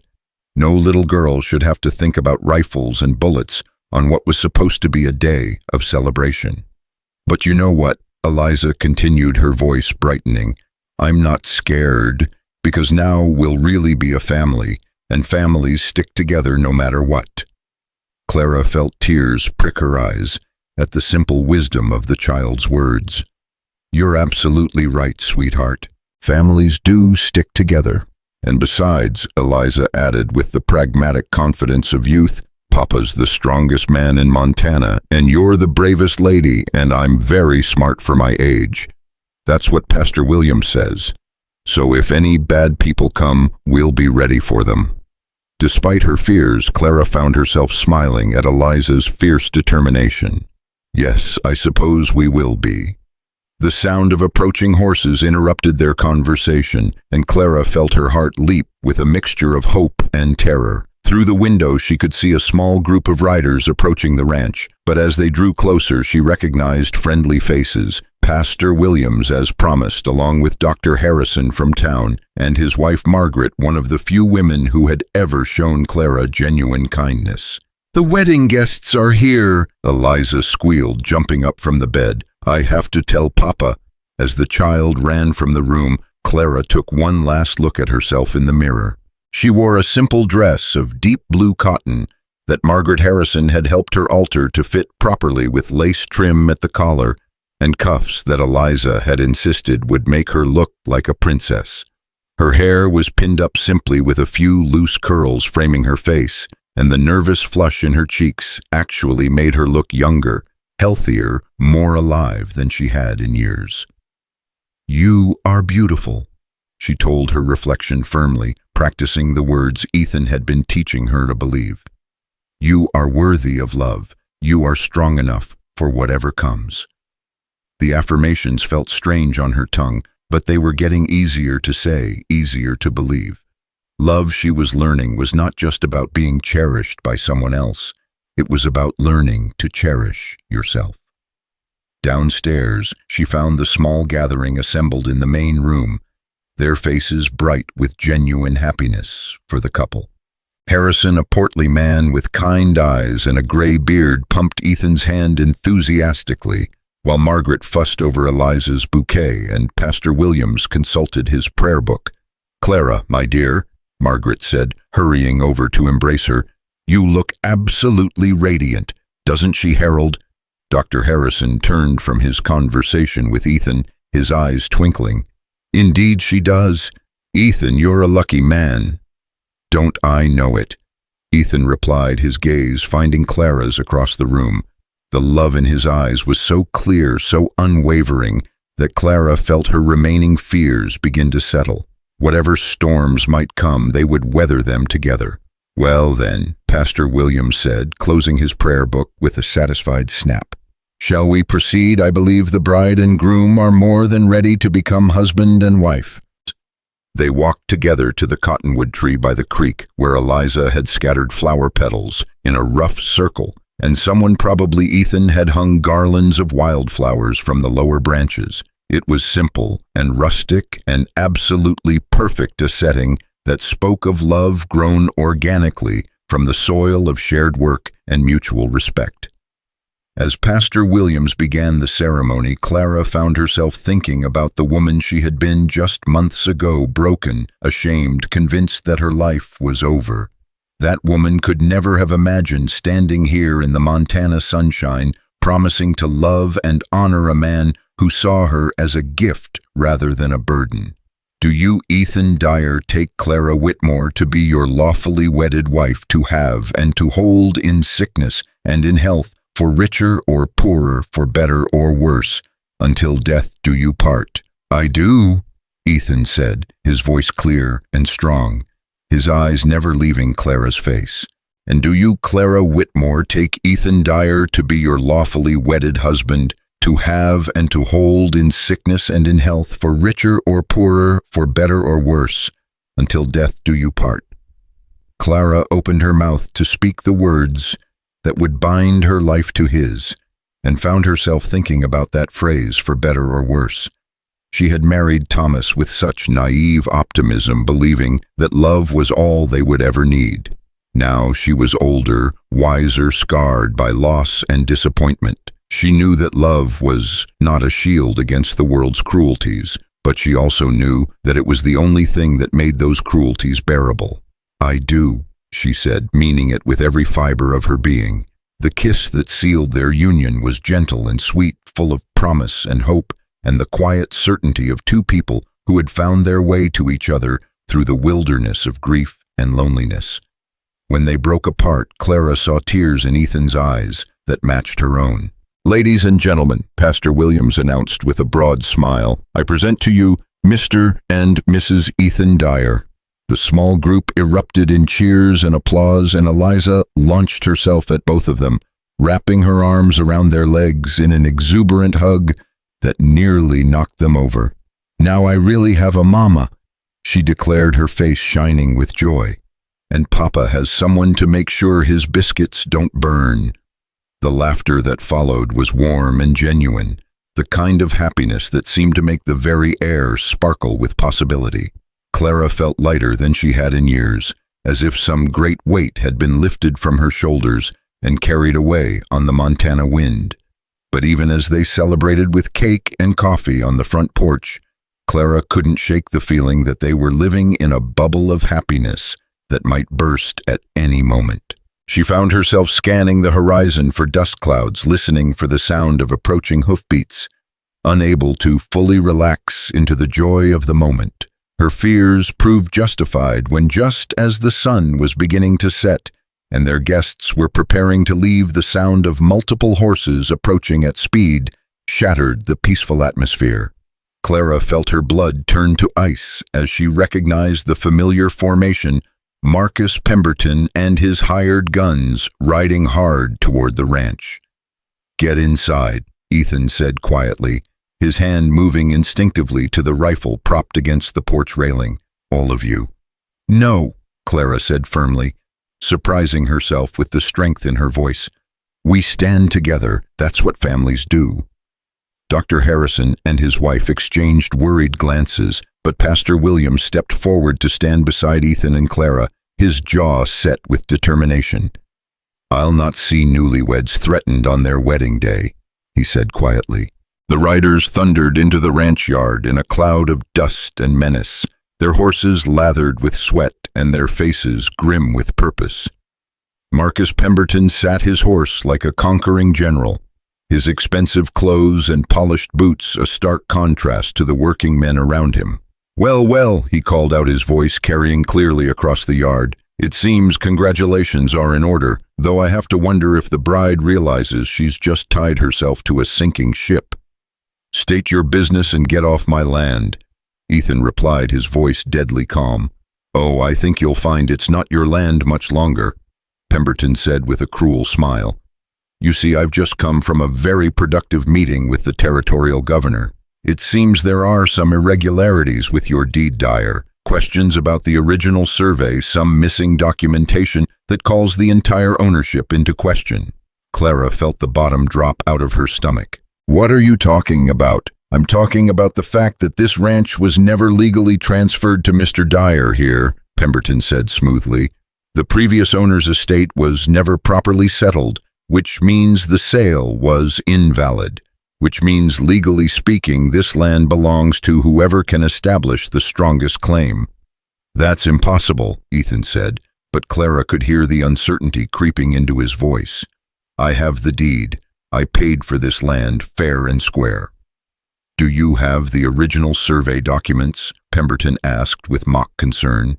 "The estate settlement papers, the death certificate for the previous owner, because according to the Territorial Records Office, several of those documents seem to have gone missing." The implications hit Clara like a physical blow. Documents didn't just go missing, they were made to disappear by people with enough money and influence to corrupt the system. The Pembertons had been planning this for longer than any of them had realized.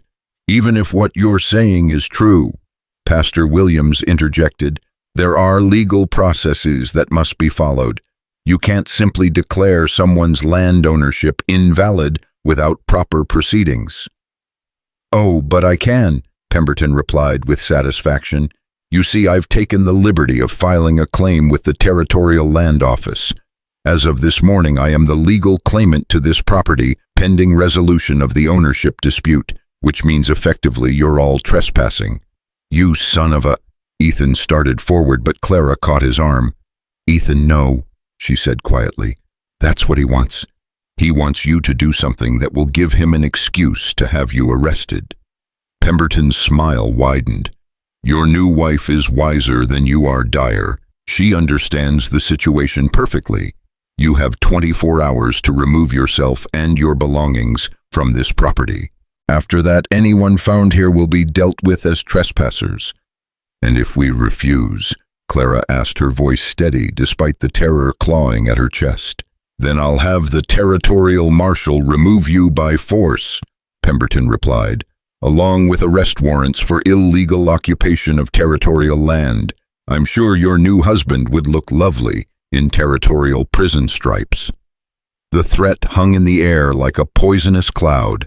Clara looked around at the ranch that had become her sanctuary, at the garden she had planted with her own hands, at the home where she had finally learned what it meant to be loved and valued.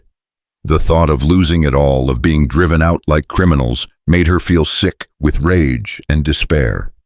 "There has to be something we can do," she said desperately. "Some legal recourse." "There is," Pemberton said with false kindness. "I'm prepared to make a generous offer for your improvements to the property. $20 for the house, $10 for the barn, and safe passage out of the territory. More than fair considering your precarious legal position." $30, Ethan said bitterly, "for 3 years of back-breaking work and everything we've built here. Take it or leave it." Pemberton shrugged. "The offer expires at sundown tomorrow. After that, you get nothing but a ride to the territorial prison." As Pemberton and his men rode away, leaving the wedding party standing in stunned silence, Clara felt the familiar taste of defeat in her mouth. Once again, the powerful had crushed the powerless, had used money and influence to steal what couldn't be bought. Once again, she was being driven from the only place she had ever felt at home. "There has to be something we can do," Dr. Harrison said quietly. "Some legal avenue we haven't considered." Pastor Williams shook his head grimly. "I know the territorial governor. He's not a bad man, but he's susceptible to influence from people like Judge Pemberton. If Marcus has convinced him that this is a matter of proper land development, then we're finished." Ethan said, his voice hollow with defeat. Clara looked at her new husband, saw the way his shoulders had slumped with the weight of losing everything he had worked for, and felt something fierce and unbreakable rise up in her chest. She had been driven from her place in the world once before by the cruelty and greed of small-minded people. She would not let it happen again. "No," she said quietly, and something in her tone made everyone turn to look at her. "We're not finished, not by a long shot." "Clara," Ethan said gently, "you don't understand. If Pemberton has corrupted the Territorial Land Office, then we go over his head." Clara interrupted, her mind racing with possibilities. "We go to the federal authorities. We make this a matter of territorial corruption and fraud, not just a property dispute." "How?" Dr. Harrison asked. "We have no proof of corruption." "Don't we?" Clara asked, turning to face the group with growing excitement. "Tom Morrison told us that Pemberton has inside information about the railroad development that suggests corruption at the territorial level. And if documents are mysteriously disappearing from the land office, that's evidence of fraud." "But proving it would take time," Pastor Williams pointed out. "Time we don't have." "Then we buy time," Clara said firmly. "We make this too visible, too public for Pemberton to simply sweep under the rug." She turned to Margaret Harrison, who had been listening with growing understanding. "Margaret, you have connections throughout the territory. Women's organizations, church groups, social circles. What if word got out that a war widow was being driven from her new home by corrupt land dealers? What if the story of a motherless child losing her home reached the right ears?" Margaret's eyes lit up with understanding. "The territorial governor's wife is very active in charitable causes. She has particular sympathy for widows and orphans." "And I have contacts at the territorial newspaper," Dr. Harrison added thoughtfully. "The editor owes me a favor. I delivered his grandson last winter." "It might work," Pastor Williams said slowly. "If we can make this a public scandal, force the territorial authorities to investigate properly." "It's our only chance," Clara said, "unless anyone has a better idea." Ethan looked at his new wife with something approaching awe. "When did you become such a strategist?" "When I realized I had something worth fighting for," Clara replied simply. The next 24 hours passed in a blur of frantic activity. Dr. Harrison rode hard to the territorial capital to meet with the newspaper editor and file formal complaints with the federal land office. Margaret Harrison organized her network of influential women to write letters and send telegrams to every important official they could think of. Pastor Williams composed a carefully worded account of the situation that painted Pemberton's actions in the worst possible light while maintaining strict adherence to truth. Meanwhile, Clara and Ethan worked desperately to document everything they could about the ranch. Every improvement, every investment, every piece of evidence that this was a working, productive homestead that had been built through honest labor and legitimate purchase. "Do you really think this will work?" Eliza asked as she helped Clara pack their most precious belongings just in case their plan failed. "I don't know, sweetheart," Clara admitted, "but sometimes you have to fight even when you're not sure you can win. Because the fighting itself matters. Like when you saved me from the horse, exactly like that." As the sun began to set on what might be their last day at Hollow Ridge, Clara stood in the garden she had planted with such hope and watched the evening light paint the mountains gold and purple. Tomorrow they might be homeless again, might be starting over with nothing but what they could carry, but they would be starting over together as a family, and that was something no amount of money or corruption could take away from them. The sound of approaching horses made her heart sink, but as she looked toward the road, she realized these were not Pemberton's men returning. The riders were moving slowly, peacefully, and as they drew closer, she began to recognize faces, neighbors and friends from throughout the valley. People she had met in town and at church, even some she had never seen before. Tom Morrison was in the lead, followed by half a dozen other ranchers who had refused Pemberton's offers. Behind them came Dr. Harrison, his face grim but determined, and beside him rode a man Clara didn't recognize, wearing the uniform of a federal marshal. "Ethan," Tom called as the group approached the house, "you need to hear this." The federal marshal dismounted with the careful dignity of a man accustomed to delivering important news. He was older than Clara had expected, with silver hair and eyes that had seen too much of the world's corruption. "Mr. Dyer," he said formally, "I'm Marshal Davies from the Federal Land Office. I understand you've been having some difficulties with your property deed." "That's one way to put it," Ethan replied carefully. "Well, I have some news that might interest you," the marshal continued. "It seems young Mr. Pemberton's activities have attracted federal attention. We've been investigating irregularities in territorial land deals for several months now, and your case fits a very specific pattern we've been tracking." Clara felt hope flicker in her chest, like a candle flame in the wind. "What kind of pattern?" "Document tampering, bribery of territorial officials, fraudulent land claims," the marshal said grimly. "Always targeting small ranchers with valuable land, always using the same methods. We've been waiting for the right case to blow this wide open, and I believe we've found it." "You mean," Ethan started, "I mean your deed is valid, your ownership is legal, and Marcus Pemberton is about to face federal charges for fraud and corruption," the marshal said with satisfaction. "We've already arrested 2 territorial land office clerks who confessed to taking bribes to make documents disappear. It seems young Pemberton was very careless about covering his tracks." The wave of relief that washed over Clara was so intense it nearly knocked her off her feet. Ethan caught her arm, his own face reflecting the same mixture of disbelief and overwhelming gratitude.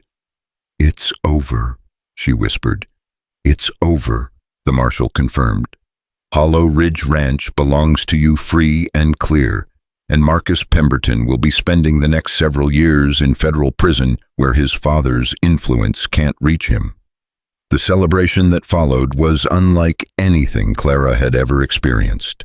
The neighbors who had come to show their support stayed for an impromptu party that lasted well into the night. There was food and drink and music provided by old Pete Morrison's fiddle, and most importantly, there was the kind of community spirit that Clara had never experienced in her life. "You did this," Ethan said as they finally found a quiet moment together on the front porch, watching their friends and neighbors celebrate their victory. "Your idea to make it public, to fight back instead of just accepting defeat.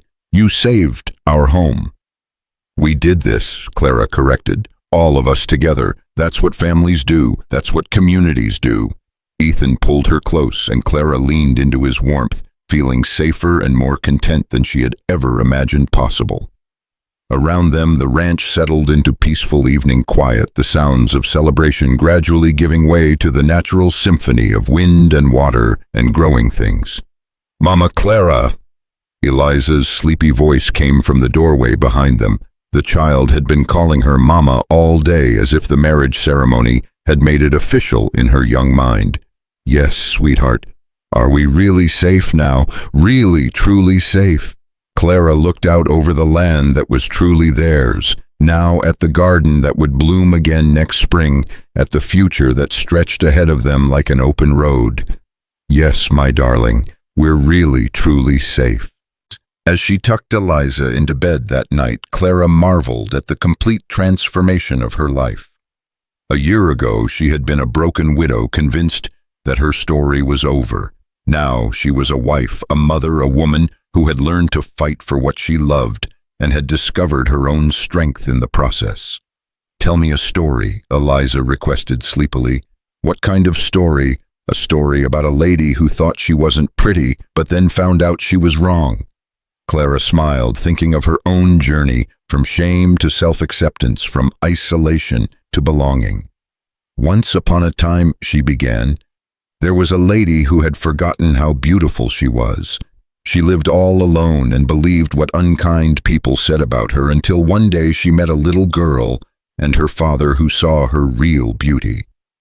As she told the story of their own beginning, Clara realized that this was just the first chapter of their new life together. There would be challenges ahead, seasons of plenty, and seasons of struggle, times of joy and times of sorrow. But they would face it all together as a family, and that made all the difference. When Eliza finally drifted off to sleep, Clara made her way to the bedroom she now shared with her husband. Ethan was waiting for her by the window, looking out over their land with an expression of quiet contentment. "No regrets?" he asked softly as she joined him. Clara thought of the woman she had been trapped in shame and convinced she was unworthy of love. Then she looked at her reflection in the window glass, a woman who knew her own worth, who had found her place in the world, who was finally truly home. "No regrets," she said firmly. "None at all." As they settled into bed together on their wedding night, Clara felt a peace settle over her that went deeper than relief, deeper than happiness. She had learned that beauty wasn't about conforming to other people's expectations, but about having the courage to be exactly who you were meant to be. She had learned that love wasn't about being perfect, but about finding someone who saw your imperfections and chose to love you anyway. Most of all, she had learned that it was never too late to start over, never too late to discover that your story was far from finished. Sometimes the ending you thought you wanted wasn't the ending you needed. Sometimes losing everything was the only way to find out what truly mattered.